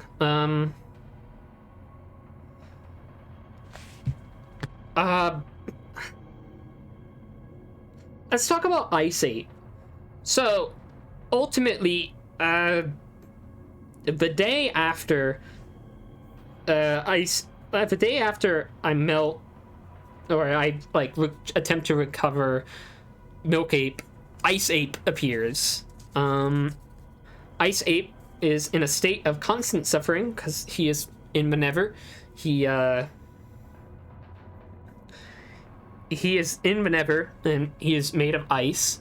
So Zafarov, seeing that Ice Ape is now here and recognizing that I was the one that brought Ice Ape into existence, explains to me that I need to, well, I needed to fix this. I needed to, I needed to fix the fact that Ice Ape existed and was in a constant state of pain, and I had to fix that. So, I, alongside Milk Ape and a little bit of help from Uncle, created the Ice Jungle. And so the Ice Jungle was meant for Milk Ape, or not Milk Ape, Ice Ape. The Ice Jungle was made for Ice Ape, and the day after, like the next day, it was me, Milk Ape, Nisha, I think Tricky Newt was there too, Matto, and I think Uncle was there as well. I forget. We lead Ice Ape to the Ice Jungle. My original intention was to destroy Ice Ape there. So I confront Ice Ape. I explain to him that, like, hey, we need to fix this. I can send you to somewhere where you can't be harmed. And we have a final test of strength against Ice Ape. So that whole like boss fight happens. We're victorious. Ice Ape returns to the Ice Jungle. So Ice Ape is now part of the Ice Jungle. I leave the piece of Ice Ape's frozen heart that I had there. And ultimately, Ice Ape just is allowed to stay. He's just part of the Ice Jungle now. So that's good. What happens next? Yeah, safe with his many friends. Yes, we set up a bunch of friends, all of the jack-o'-lantern snowmen there, the snow friends that are there, like Ice to meet you and such, are there, and now Ice Ape is much is actually able to just live at the Ice Jungle. So hey, that's good. Ice Ape has promised his return, and I am optimistic about that. But Wednesday night burger night happens. A burger error occurs. Won't let you donate. Oh yeah, I think because I'm set up with PayPal's like legacy system, it only allows PayPal. That's fine though. Don't worry about it. Yeah, the Moldy Biden Burger Night. A burger error occurs because the Burger Night just causes a burger flood, and the burger error occurs. So we have this in nothing will be canon. No. Everything you're hearing now. Well, this is what this is for! I can make whatever I want canon. Just assume that Miku is gay for Toriel Undertale. Okay. Undertale, other than like a single Sans image, which I don't even understand why we have, like a single Sans sticker, Undertale has actually not really shown up much, has it? Right? Yeah. Undertale on DVD. You know what? Fuck, you got me there. There is Undertale on DVD. Huh. I forgot about Undertale on DVD. Oh, in the Megalovania room. Yeah, that. Not for lack of trying, yeah. The Karkler Sansai. I mean, I beheaded Karkler, so hopefully that never gets brought up again. Yeah, this is why I killed Karkler. what happens next? Lottie brings Doc a mouth. It's not her mouth, so plus it doesn't work. Eventually, Doc would be given a microphone, which she uses for speaking. So that helped. This wouldn't be quite the way Doc would be recovered, but it would be the start of it. Day 45. Oh my god. Susie is purple. Oh no. Oh no.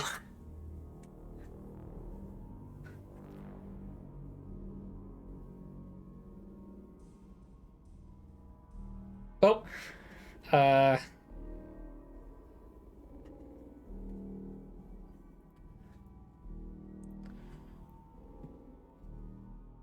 Well, I'm hoping that never happens. Never team, this didn't happen. So, Matto 115 and 424 build an Arby's. The Arby's construction goes well. Doc has something weird happen to her, so Matto, Len, and I travel to Miku's domain to speak to Miku.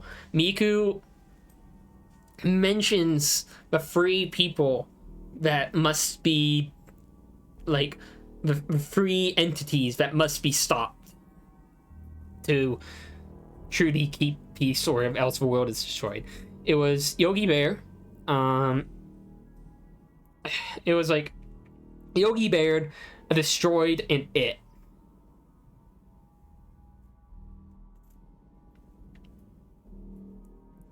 And that would end up with being Yogi Bear being the #1 priority, because he was the closest to his goal. But destroyed an it, that appears to be Bartholomew and it, but we're not quite sure right now, so.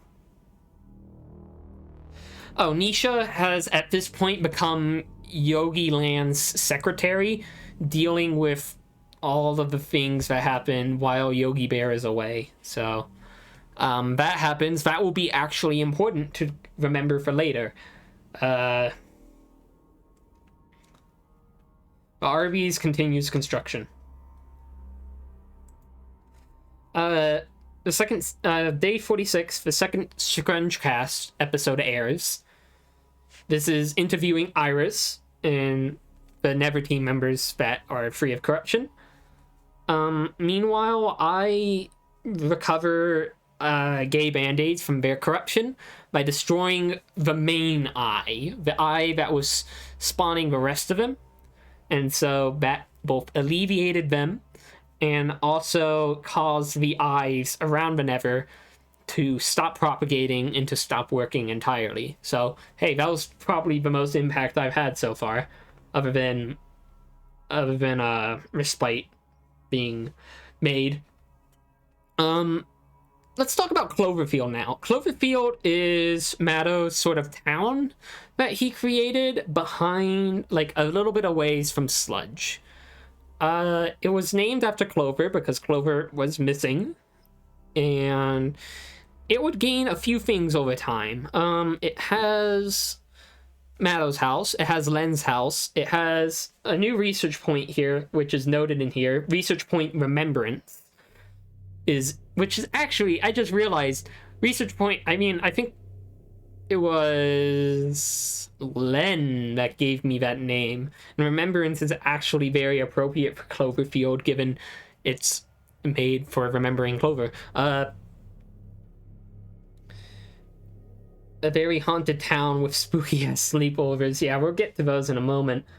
Yogi Bear attempts to bargain with Matto. Matto doesn't, realizing what his objective is.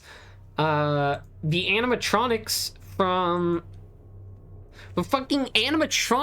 Five Nights at Freddy's tell Matto to build a Freddy Fazbear's Pizzeria. Matto attempts to use the Nether one in sludge for that. I want to have another sleepover. Sleepovers are actually really fun for me to do, like lore moments or like just cryptic shit.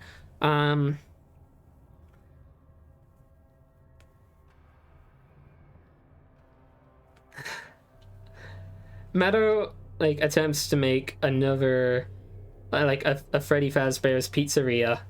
Oh god, everyone wants to do a sleepover. Sludgetown is briefly swarmed by Marios. Went to bed in real life when you did the first one. Yeah. Meanwhile, Zafarov, yeah, did halfway through the first one. Snowblocks with knockback and chance for a pillow fight. Hey, Strawberry. So Zafarov tells me of the old demon hunters who had all died. All of the demon hunters were dead. He tells me of that. I guess he is fraudulent. I should be using Wizard. He tells me about the old demon hunters after I create bullets for use with the gun out of my own blood. And later on, he tells me of reports of an old demon hunter outpost. So, Matto being busy with a Freddy Fazbear's Pizzeria, I take Amnontet with me to there. We find it, and a temporal anomaly happens there. AKA shit's haunted. It's obviously, like, love how important the community is for Scrunge. Oh man, yes, absolutely. If nobody watched us, I don't think we'd be doing this. Like, this is the most amount of viewers I think I've ever had, so hey, thank you all. We find this old ruined outpost, and we start seeing what looks like older, like younger versions of Zafarov. Oh, thank you much. We actually, it's just a big collaborative project, just with vastly different levels of influence. Oh yeah. We encounter what appears to be a Zafarov from a previous time as a demon hunter, and so we actually Zafarov, like, we find some of the notes that Zafarov had made about like how he saw us and how we're seeing him, and the events that happened here, and how it was implied that Zafarov was the last demon hunter and everyone else had died. Zafarov was frozen in and escaped. And what happened is that Zafarov no longer remembered that, because we presented all of this to Zafarov and he brushed it off. So that'll be a fun plot point to do, probably.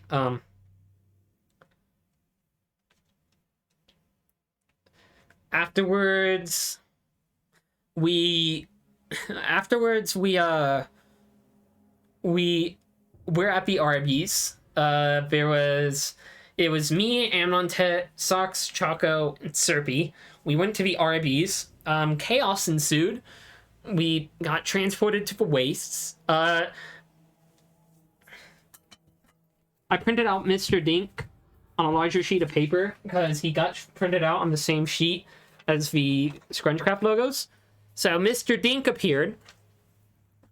And what happened is the culmination of a 6-week joke. The tournaments. I won the Doug Funny tournament and got a cleaving axe. Doug, not Mr. Dink, appeared in front of us and started terrorizing us. I presented Mr. Dink with the axe I won, and he upgraded it. And he said he could show us more of his power if we built a grill for him. So I very quickly built a grill. Like, I'd say I was very on board with doing that. The group built a grill, and Mr. Dink upgraded the cleaving axe to cleave 6 and grill 1. So the cleaving axe became the grilling axe. It literally grills enemies. It's actually, it became mechanically useful, actually. So that was that plot point. Oh yeah, I forgot the entire bit with the Eternity Parasites. Oh, do I even, do I want to talk about the Eternity Parasites?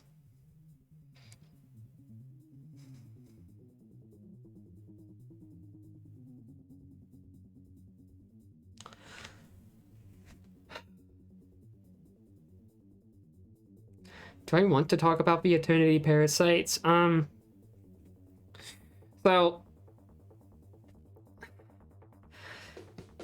So Serpy before the Nether opens is shown to have like a parasite growing in them. They revealed this to me like a week before the Nether opened. When we enter the Nether maze, and I think, oh yeah, content warning. I'm about to talk about actual content warning. I'm about to talk about like a parasitic fungal infection, fictional of course, but bear with me for a moment. I won't go into too much depth. So we go to the Nether, and there are 2 people that appear to be infected with these what I call Eternity Parasites. That is Maze and Wonder. I am later infected with it, so yeah, kind of based on real world stuff that happens to ants in a very vague sense.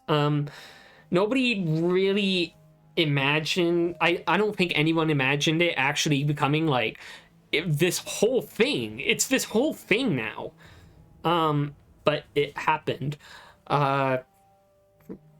If I'm gonna be very short with it, it's a parasitic fungal infection that slowly turns you into a hive mind. That's about as much as I want to care to go into it. I wrote up 2 books on, like 2 Minecraft books on the Eternity Parasites, which you can find on the Scrungecraft wiki. So if you want to read that on your own time, I highly recommend it. Okay, that's done. Me and this is all leading into the end of day 46, where me and Serpy are showing more symptoms of it, and separate symptoms as well, due to our connections with the Void. It wasn't supposed to be this big, but then it happened, yeah.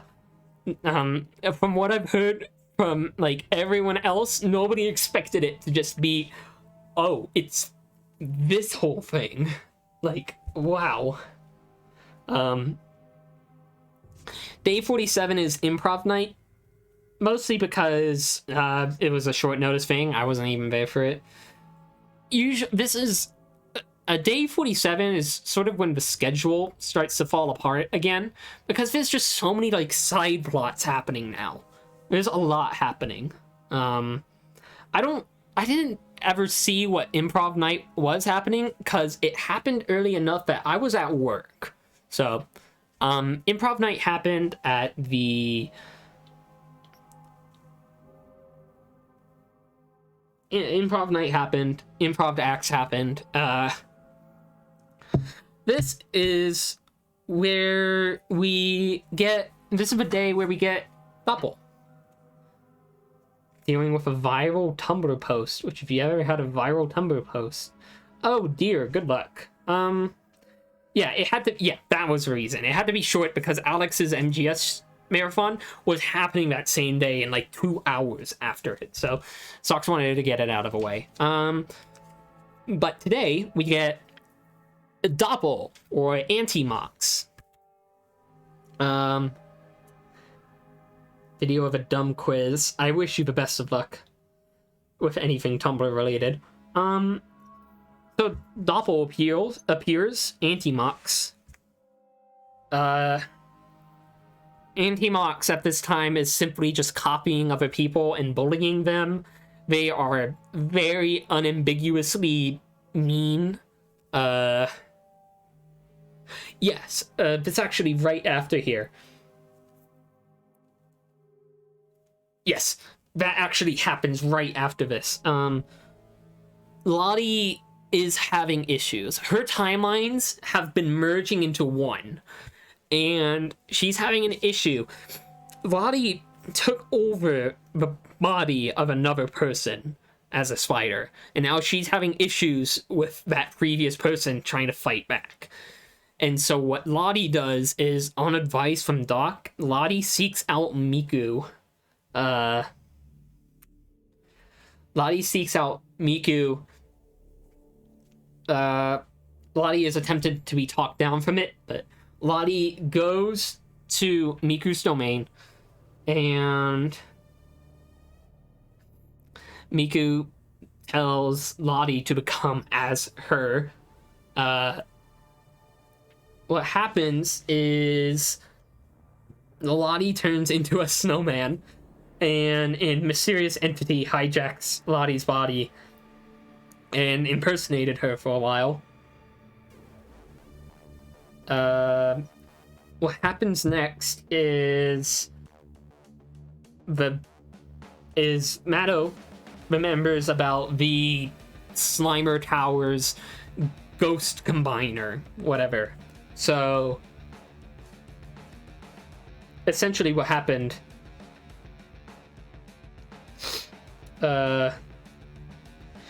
what happens is that Lottie is restored back to her own body, but it is revealed that Miku has essentially become one with Lottie. Lottie is now one of Miku's backup dancers or singers, performers. I forget what it is exactly. So that all happens. Day 48. This is when Matto Prime happened. So all of a sudden, a warning came out that an unidentified thing was approaching the Nether at very high speeds, and it was targeting toward its backup singers. Okay, thank you, Doc. What happens is this unknown Matto was searching out Matto 424, and so we have this event where this Matto Prime crashes into the Nether, seeking to find and recollect 424, as I think it's like I think it's like 424 is like 424 and 115 are recalled models, and 424 specifically, since he is so different from different Matto bot types, is valuable to the corporation that makes the Matto bots or whatever. Matto Prime is eventually defeated. Matto 115 redirects a distress beacon that Matto Prime attempts to fire into the sun, so all of the backup Mattos just go into the sun. So that's what happens there. After that happens, there's a community project to kick down Yogi's door, and it's completed. So I tagged along.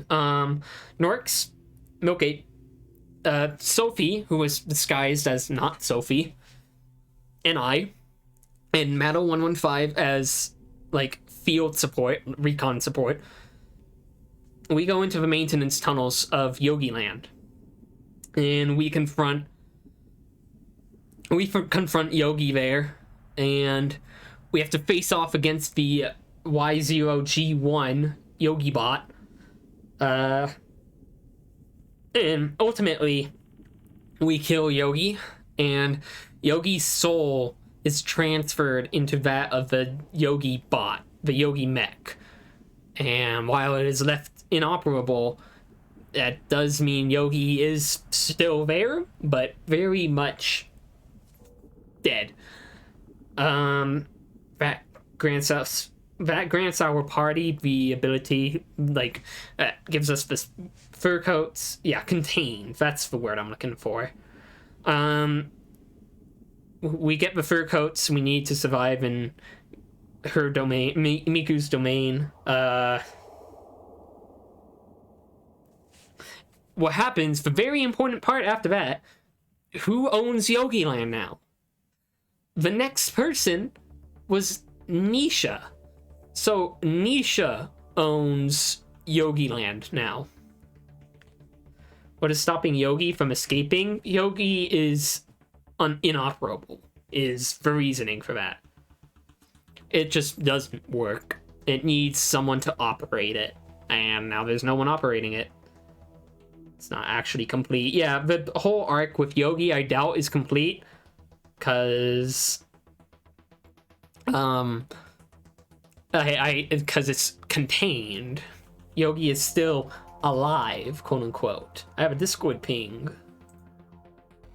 I don't need to worry about it. Wait. Oh, free use of Wayne. Okay, cool. Yo, fuck Yogi Bear for real. He's dead. He's a ghost in a machine. Fuck that guy. I sure hope so. I sure hope if I ever see Yogi again, I get to cleave his skull in with the genderizer and set his pronouns to were was. Nisha owns Yogi Land now, and Nisha is actively working with Matto115 to fix all the problems in Yogi Land. So, that's good. It's becoming an actual place. Yeah, where was? I did that with fucking Purple Guy, because I got the final kill on Purple Guy, and I gave him the pronouns of where was, and that's the best thing I can do with the genderizer. I think I also, who else? No. Who killed someone? Who did I was, and who did I NA? Because there's another entity that I killed with the genderizer and gave him the pronouns not applicable. Who was it? No, it was Mattobot Prime. Matto Prime. Nisha is frustrated with Yogi. Yeah. Matto Prime, I gave were was, and Purple Guy, I gave NA, not applicable. So, that's what happened there. That's the power I hold with the genderizer.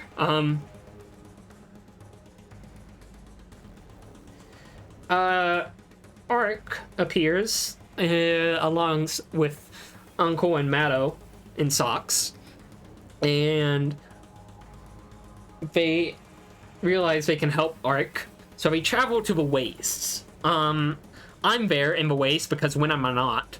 When am I not in the wastes? We confront the atrocity, like the triple atrocity that is in the wastes, and the defeat of that triple atrocity grants Ark their voice back. So that is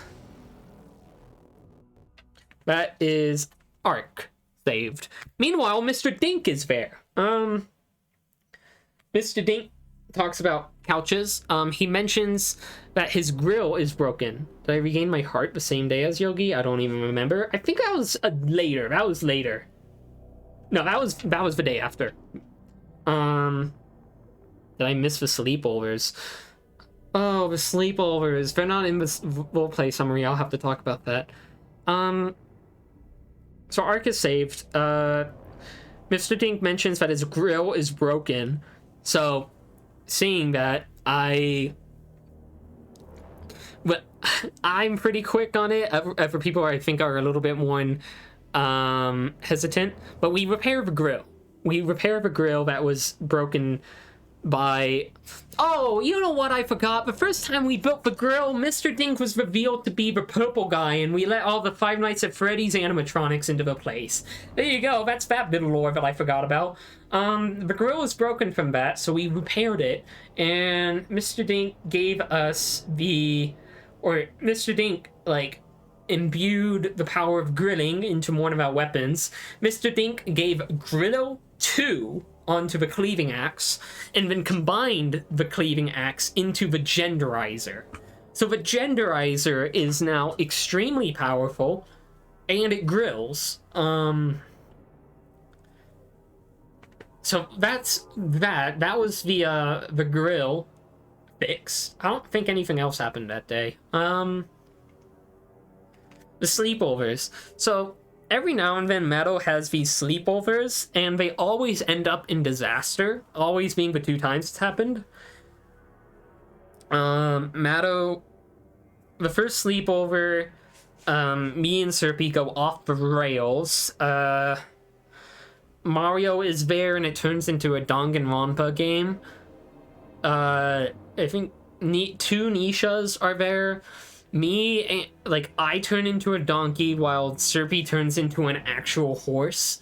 It's a very fun day. Like, it's a very fun sleepover. Yeah, that whole fun was had.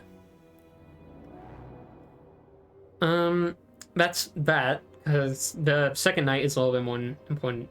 Too bad there aren't elks in Minecraft Vanilla. Yeah, I would like deer and elks. Or at least just the ability to utilize. I loved that sleepover night. Yeah, I do too. There's a lot of fun moments to be had with the sleepovers. So day 49. We're almost done. Like, it's day 49, day 50, and then day 51. I'm gonna refresh the page, actually, so I have day 51. Oh my god, day 51 is so long! Oh my god! Oh my god, day 51 is so long! Oh, so is day 50! Oh my god. I forgot that a lot happened. So what happens is this end of a second sleepover might be the scariest bit I've ever done. That was probably my scariest bit too, because it worked out so well. So day 49, Doc loses her heart, or her heart is revealed to be lost. Miku leads Lottie into her domain to find Doc's heart. Meanwhile, I'm bringing Doc to the Wastelands so we can meet up. We meet up, we give Doc her heart, and then I know screenshots of everyone chilling. There's barely any chilling to be had at the sleepovers. Days are ticking down. Some more is happening. Oh god, yeah. So Doc recovers her heart, and she is actually recovered. She is recovered from her corruption. We catch Doc up on everything. It's my theory that Miku is focusing more on Lottie as a host, as a host now, or at least did at the time. So Doc became, I don't know, free isn't quite right because that's not correct, but whatever. She was rescued, essentially.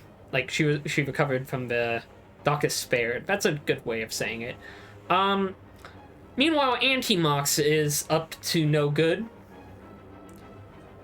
So the doppelganger is Moxie's doppelganger, essentially, or it's just her own entity. Anti-Mox, or Doppel, primarily uses Moxie, because Moxie disappeared at the same time. Anti-Mox had stolen Moxie's soul and sealed it in the Black Lodge, with Matto retrieving that soul. Meanwhile, I signed a blood contract with Antimox because that sounded cool. And so eventually there was a fight between Antimox and contractually obligated me, and then Matto and Lottie. So that fight happened. I think I died like 2 minutes and 30 seconds in, and then the next 10 minutes was just me watching the fight because that was my contract. Antimox lost.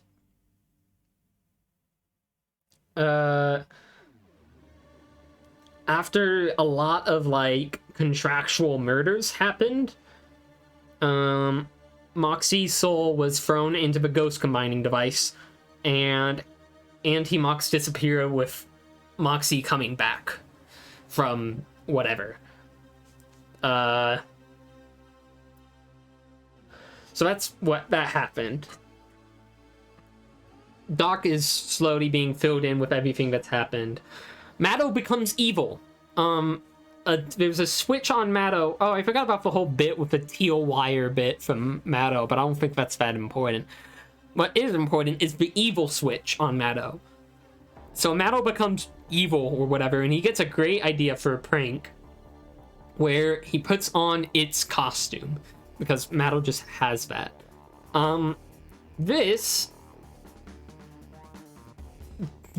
Doc sees this and breaks in the process, causing her to just go on a rampage.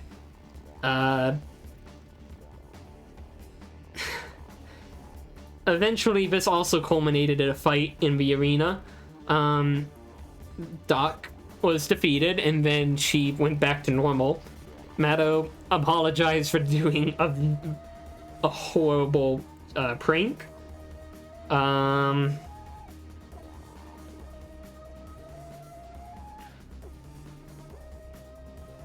A few other things happened. I got inverted. At some point, which slowly inverted me. We went to the Temple of Virtues. We attempted to destroy the Temple of Virtues. It failed. And then... Yes, Scrungecraft pranks gone wrong, live, caught on tape. Yeah, that was essentially that entire bit.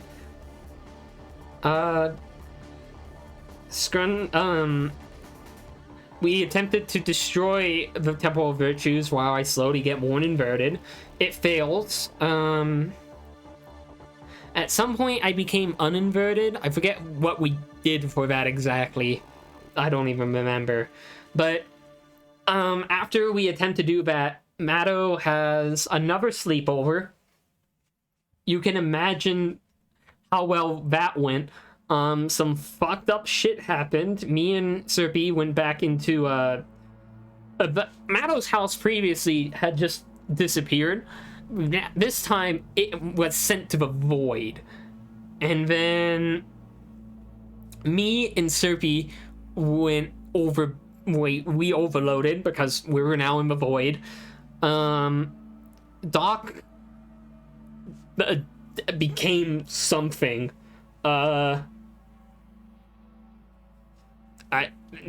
Doc's like face disappeared.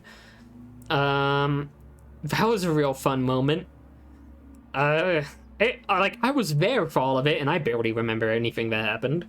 That was where the whole someone grabbed me, I think. That makes sense. That's also like where the whole talk of me being the catalyst, Serpy as the prophet, was cemented alongside Matto becoming the interloper. I remember a mouth, and that's really it. Oh, okay. And so that was that. As soon as that bit like started to happen, it went away pretty quickly. I'm gonna clean up that side so the logo's there. That was it for that. Some fucked up shit happened. Day 50, Matto's house is blighted. So here's the blighting. So Matto's house is blighted. because Judy, the ruler of the Black Lodge, is something. I think Maddo has summoned Judy, and so some fucked up shit's about to happen. She's fucking pissed. That's it. Yeah, she's just pissed now. So what happens is I lose my soul in Maddo's house during the blighting. That will be important later. At this point, Miku... Here's something that didn't really get translated well. Miku believes to me to have had a cause in the sleepover that happened yesterday. And so Miku saw what happened to Doc, and in a misunderstanding of the events, culminated in thinking that I had caused it. This is from day 49 going into day 50 now.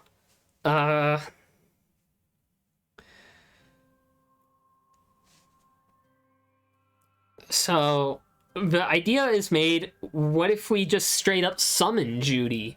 Thinking back on this now, this was an awful idea, but we went through with it anyway. So Miku, not Miku, this group, which is now Maddo, Amnontet, me, Serpy, Nisha, Doc, Moxie, Band-Aids, and Zaphiroth, we attempt to summon Judy. It works. Horrific things happen. Judy breaks out of a containment box that we attempted to make. Judy is now free and slaughtering everyone. And then she disappears, promising to return, which I can accept will absolutely happen. That's all fun. I still have no soul, is the thing. So I elect Maddo to assist me in finding my soul. Mostly because I needed someone live streaming as well.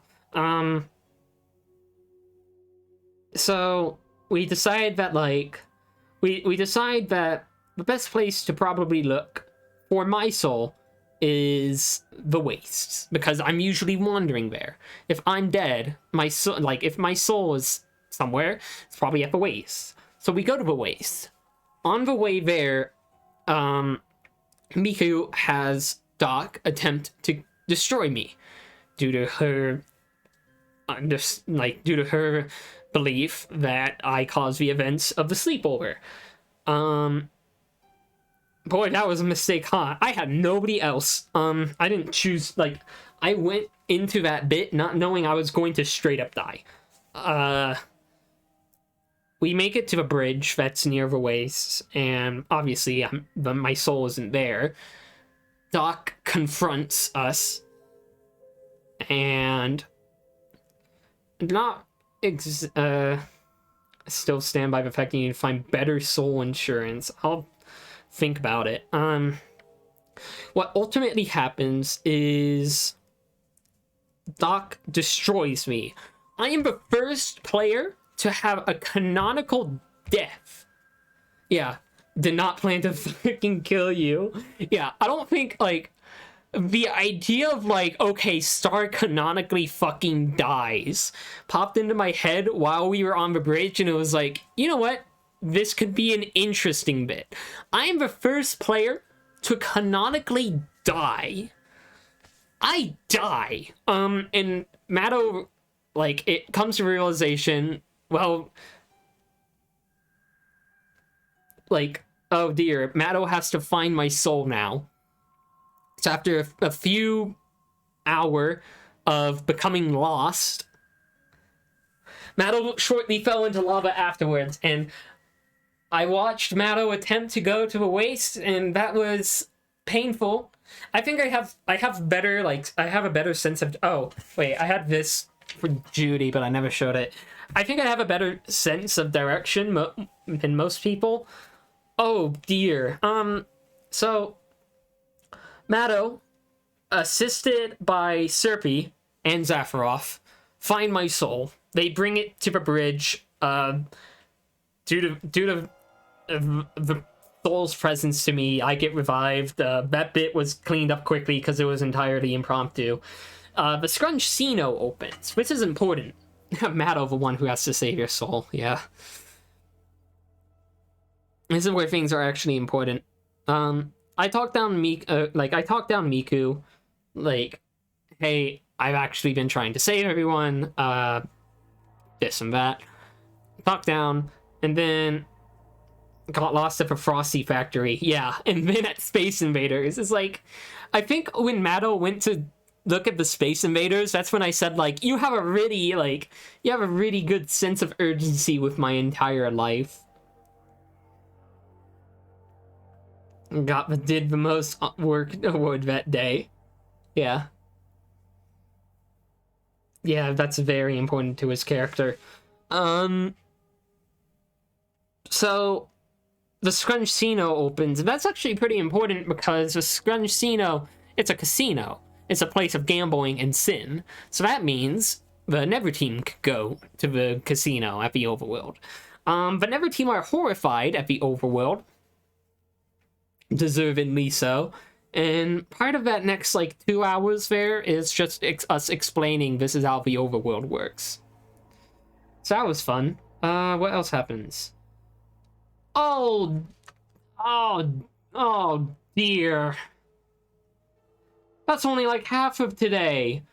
Mr. Dink shows up again, and Mr. Dink tries to have Uncle build him a new grill. Plankton intercepts this and tells Uncle about the whole thing. Yeah, we're about to hit T. Hanos here. Uncle gets intercepted by Plankton. Plankton explains that Mr. Dink is evil. He is the purple guy. And what happens is Norix builds Mr. Dink a grill. And the team that occurred, I think it was Uncle, wait, we gotta talk about Gibson railing Herobrine's ashes first. Now that you've said that, I'm gonna go take a break. Be right back.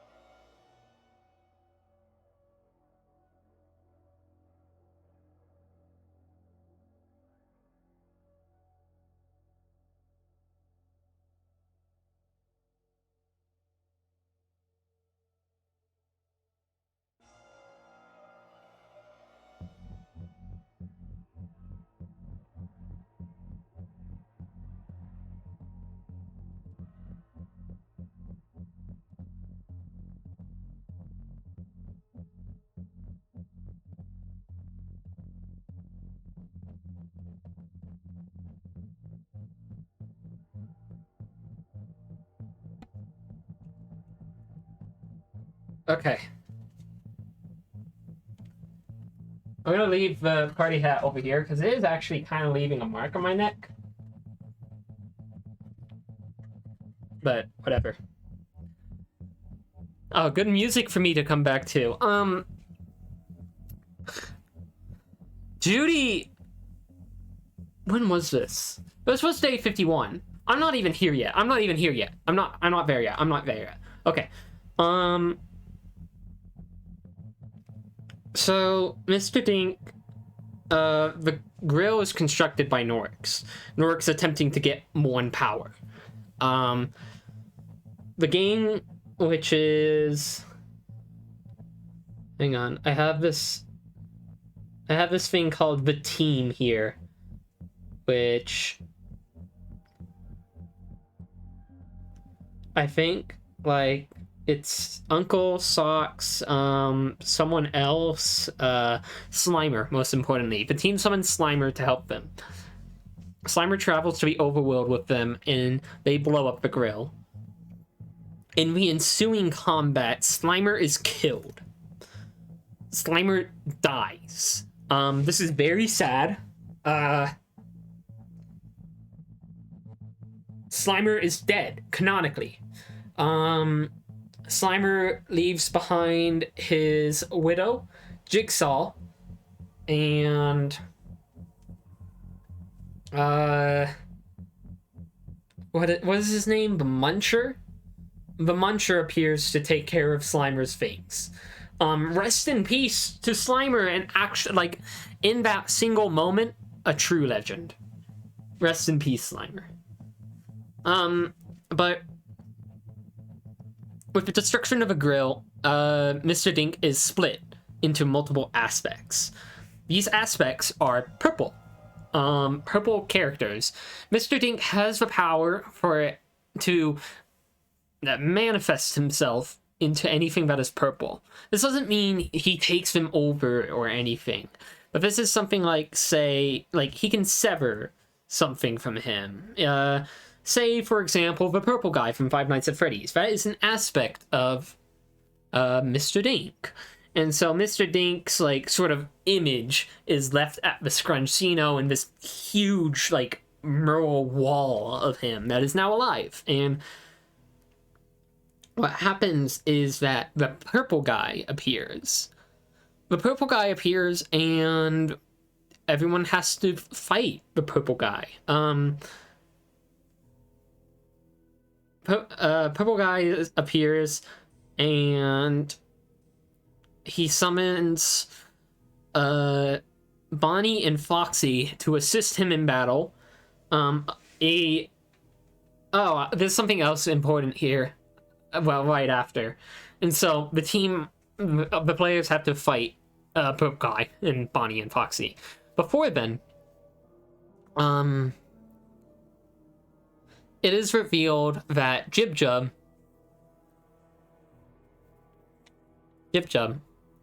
does not exist. He is dead. Has been for 1,000 years. Jib Jub is a lie. Socks propagated the lie because when he woke up, before everyone else, he mysteriously had admin. He had creative controls, creative power. He needed something to explain that. Does that mean that Socks is over 1,000 years old? I do not believe so. I believe what happened is that Socks knew of Jib Jub and went with that. So Jib Jub is a lie. Jib Jub never existed. The mural of him is simply just a painting. Jib Jub never existed. Everything that Jib Jub did was Socks. Socks reveals that this was a lie and comes to have to face the fact that they have to still complete this. So, oh shit. Oh fuck, are we getting a history rewrite? Well, let's take a look at what this is. Oh shit, what is this? Hang on, I need to open up Streamlabs.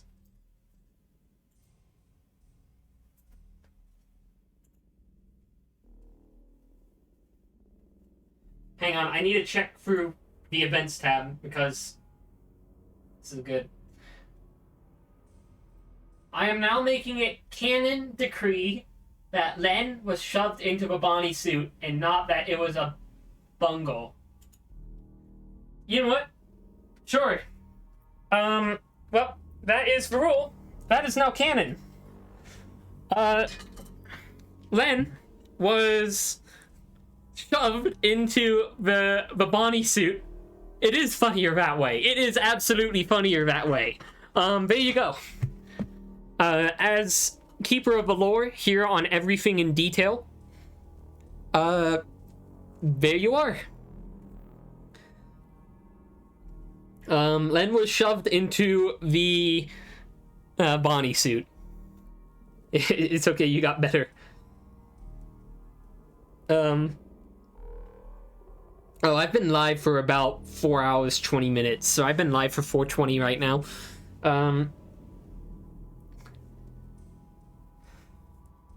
Well, there you go. There's your new lore. Len was shoved into the Bonnie suit, like Five Nights at Freddy's. Nice, yeah. 4 hours, 20 minutes. The sex number, yeah. Well, now that we have that new lore bit, Purple Guy is defeated. I slay, Socks channels Golden Freddy's power to become Golden Socks. And using that power, we slay Purple Guy. I genderize Purple Guy, and their gender is now not applicable. NA. You would edit this stream down to highlights. I wish anyone luck. I knew going into this would be a mess.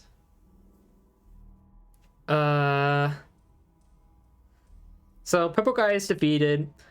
It is revealed that there is going to be more aspects of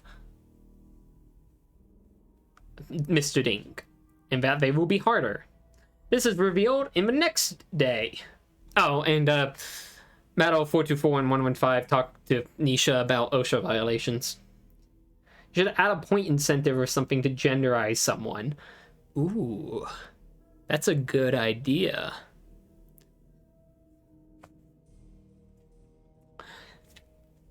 Day 51.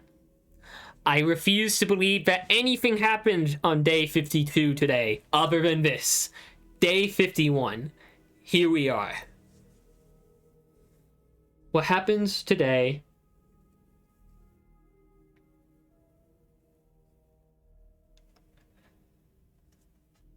Day 51. The day starts off with Judy. Unfortunately, things happen today. They're not on the roleplay summary, are they? Are they? They're not. They're not yet. I don't have to worry. I don't have to worry. So Judy begins to spread more of her blight around the Nether. This is, of course, in the form of big wooden, like, dead trees and bone blocks and such, blighting everything. In the meantime, Judy, I sign a contract to forfeit my mortal life to Judy, because that's just what I do now. So I guess I'm a contractor for yet another malicious entity, because that sounds cool. Probably not yet. Well, as soon as I hit end stream, I don't have to worry. What happens is Gibson finds out that Judy killed Herobrine. Gibson went into some extreme denial. Gibson will deny it, but Gibson will deny the denial, but I know what happened. Herobrine fucking died. Judy killed Herobrine. Gibson went into some pretty serious denial about this. They kept insisting that Herobrine was alive. It was still alive. It was a fake. What happened was Judy handed Herobrine's ashes to Gibson.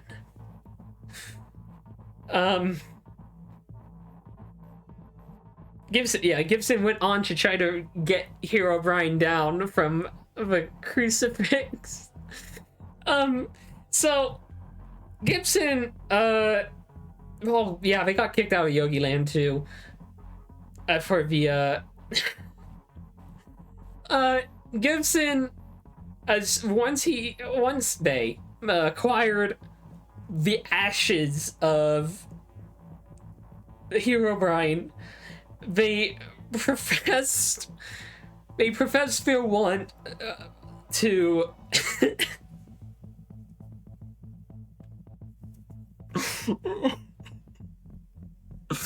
oh, please don't clip this and send it to Gibson. So Gibson will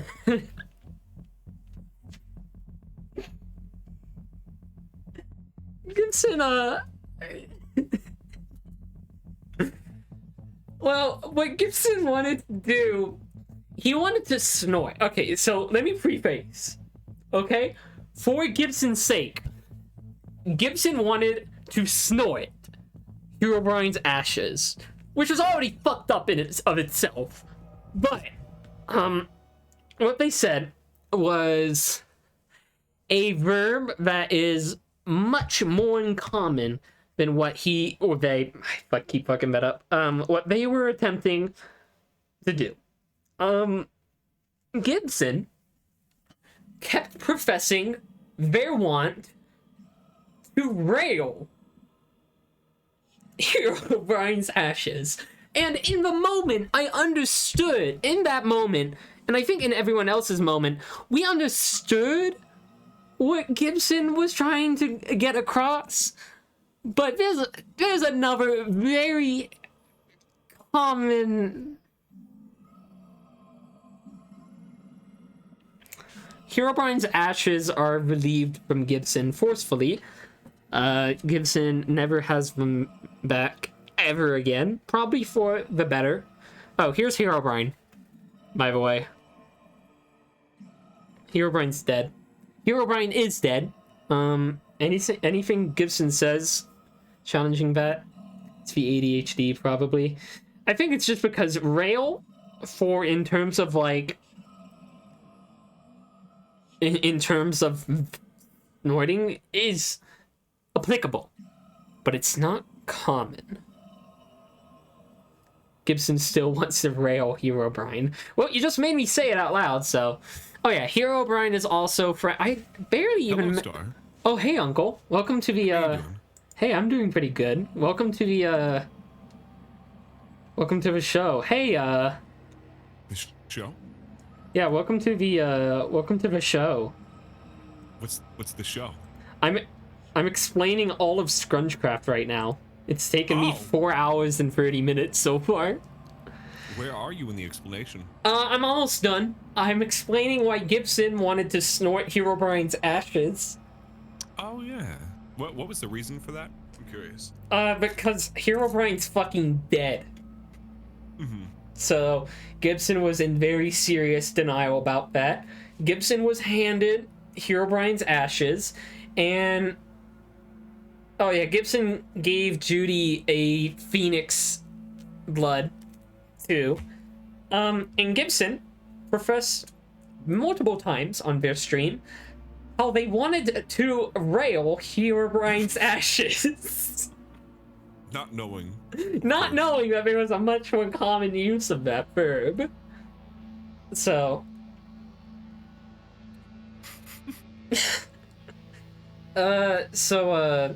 Gibson thought it meant like kill. Gibson thought it meant like snort, which, sure, applicable. Oh yeah. But there's something a lot more common for that. Oh, yeah, Gibson buying the Phoenix blood from Slenderman for 20 bitty bucks and then almost immediately having them stolen from them. That was fun. That mostly doesn't end up much anywhere.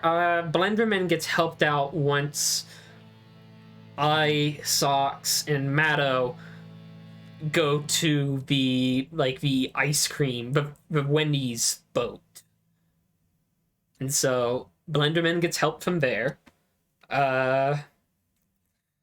More importantly, Patrick Star appeared from SpongeBob to explain that about the multiple effigies of. Oh yeah, and Blenderman's real name is revealed to be Dial Up. But do I have Dial Up on here? I don't think I do. Whatever. The Infinity Babies. The Infinity. Oh my god, that was the worst bit. I was talking about how the Homestuck bit, which I have failed to even mention once so far, which is a good thing for me.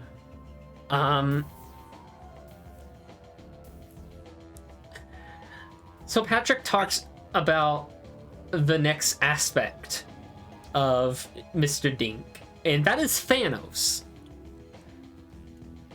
Because they're purple. Because he's purple. And it is revealed about the Infinity Babies, which I don't think anyone saw coming. And I think I could imagine the literal screaming going on behind the scenes of like, how do we fit this in? How? So Thanos becomes a reality. We have to fight Thanos. We do kill Thanos, so Mano 115 undergoes like an permanent shutdown or something due to a hard drive issue. Yeah, I'm just reading about this. Thanos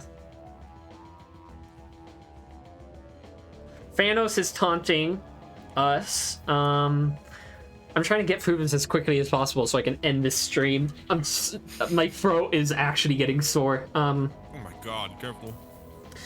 I'm drinking like an entire liter of Pepsi tonight. Oh my god. The caffeine has gotten me through this. People are just saying T Hanos in my chat now. Thanos killed Patrick. Did he? Oh shit. Wait, someone's rewriting lore. Hang on, give me a moment. Hang on. Oh my god, that's a long one. Hang on. I need to open up Streamlabs. Hang on. What is this one? I need to take a look at this. What?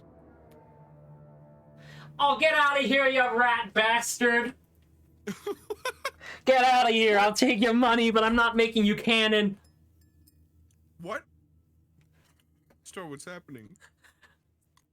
I have a donation incentive right now where you can make anything canon. Mm-hmm.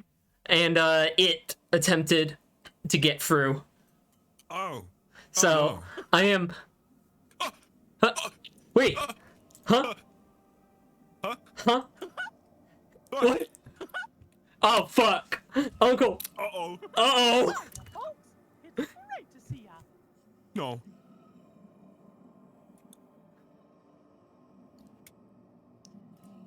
Hey, I wasn't the don't only... forget to say hi to all my pals when you see them. Oh, no. See ya real soon. No!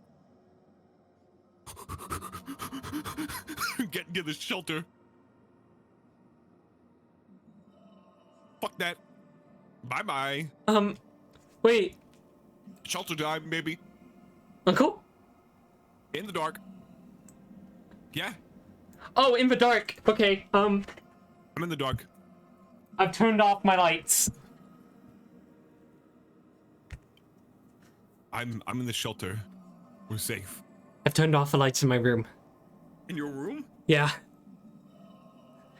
If I limit how many senses there are, I'm safer that way. What? Uncle? Uncle? What you kill me? Uncle? Yeah? Are you okay? I don't know. That What do was scary. What do you mean? That was really fucking scary. Okay. Where are you? Where am I? I'm not even on the server. I'm in my own room. Oh, Like, wait. look at my stream. You heard the audio though, didn't I you? heard it, yeah. Where the fuck did it come from? What? What? Oh god. Hang on. I thought it came from in-game. No, it didn't. It came from here. Hang on. We're the only two people here. What? Hang on. The red light is I turning just on. did. The dramatic red light that is installed in my lamp Was it has me? turned on. It wasn't me. I swear to God. Do not. Warning, emergency broadcast enabled. Remain silent. Do not speak. Emergency enacted What? now. What do you mean? I don't know.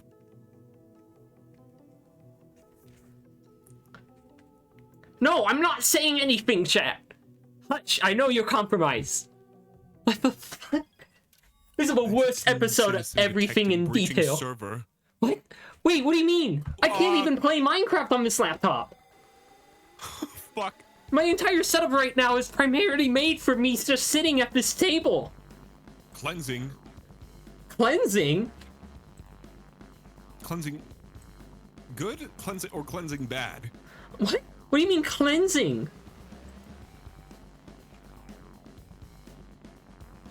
Oh, you got it. Oh, fuck. Okay. Do it again. Reboot. I'll be What? quiet this time. What do you...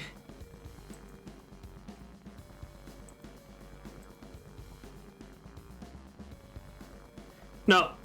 No, chat, you can't be compromised. I need to continue. I need to continue everything in detail. Okay. Oh, goodbye, Beakus.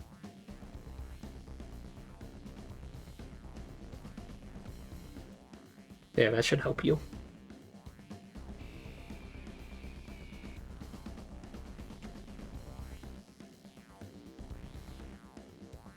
No, I'm not. Wait, are you okay? Okay, we got it. You good? We're good.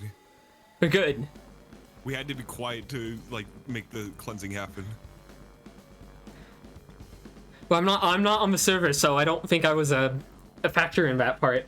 I don't know, but I was streaming, or I am streaming. I'm streaming too, but I'm just in my room. Like, I'm not even close to my computer. It's over there. What the fuck has happened? Oh, you put safety protocols in, right, Clover? Sorry, I got a full mouthful of chicken. You're lucky. Huh? No, you're not saying it. No, you're not saying it, Monster Man. I'm not letting you. This time you live. Oh. Okay, I need to finish. I need to finish everything in detail. Oh, hang on. Go for it. But what? I need to finish everything in detail. The thing you just redeemed is to time yourself out, not to time whoever you want.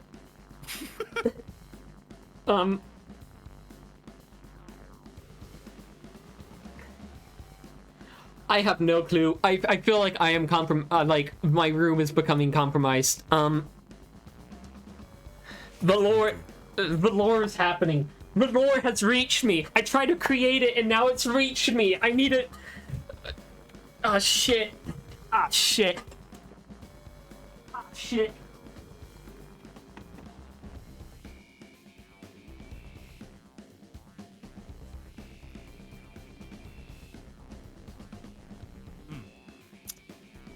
This is really good chicken. Ah, shit. Ah, fuck.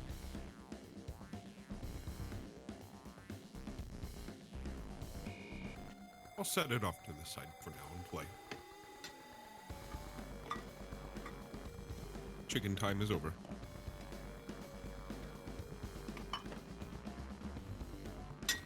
What'd I get it from? Safeway.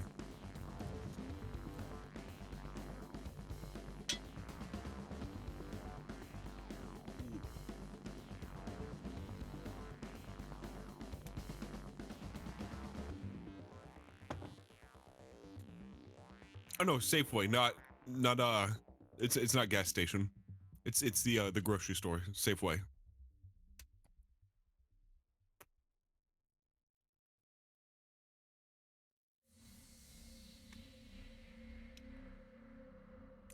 You don't know what a Safeway is? Oh. Might be specifically a West Coast thing, unless I don't know. It sounds like a gas station. It does. You have Safeways over there too? Oh yeah. Safeway's also east. Might just be in certain locations then.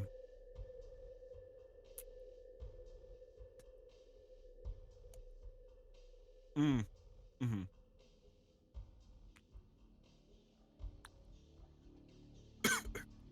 Oh, I like Safeway.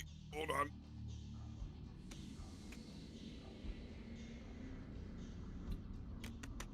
There we go. I ate a strawberry wrong.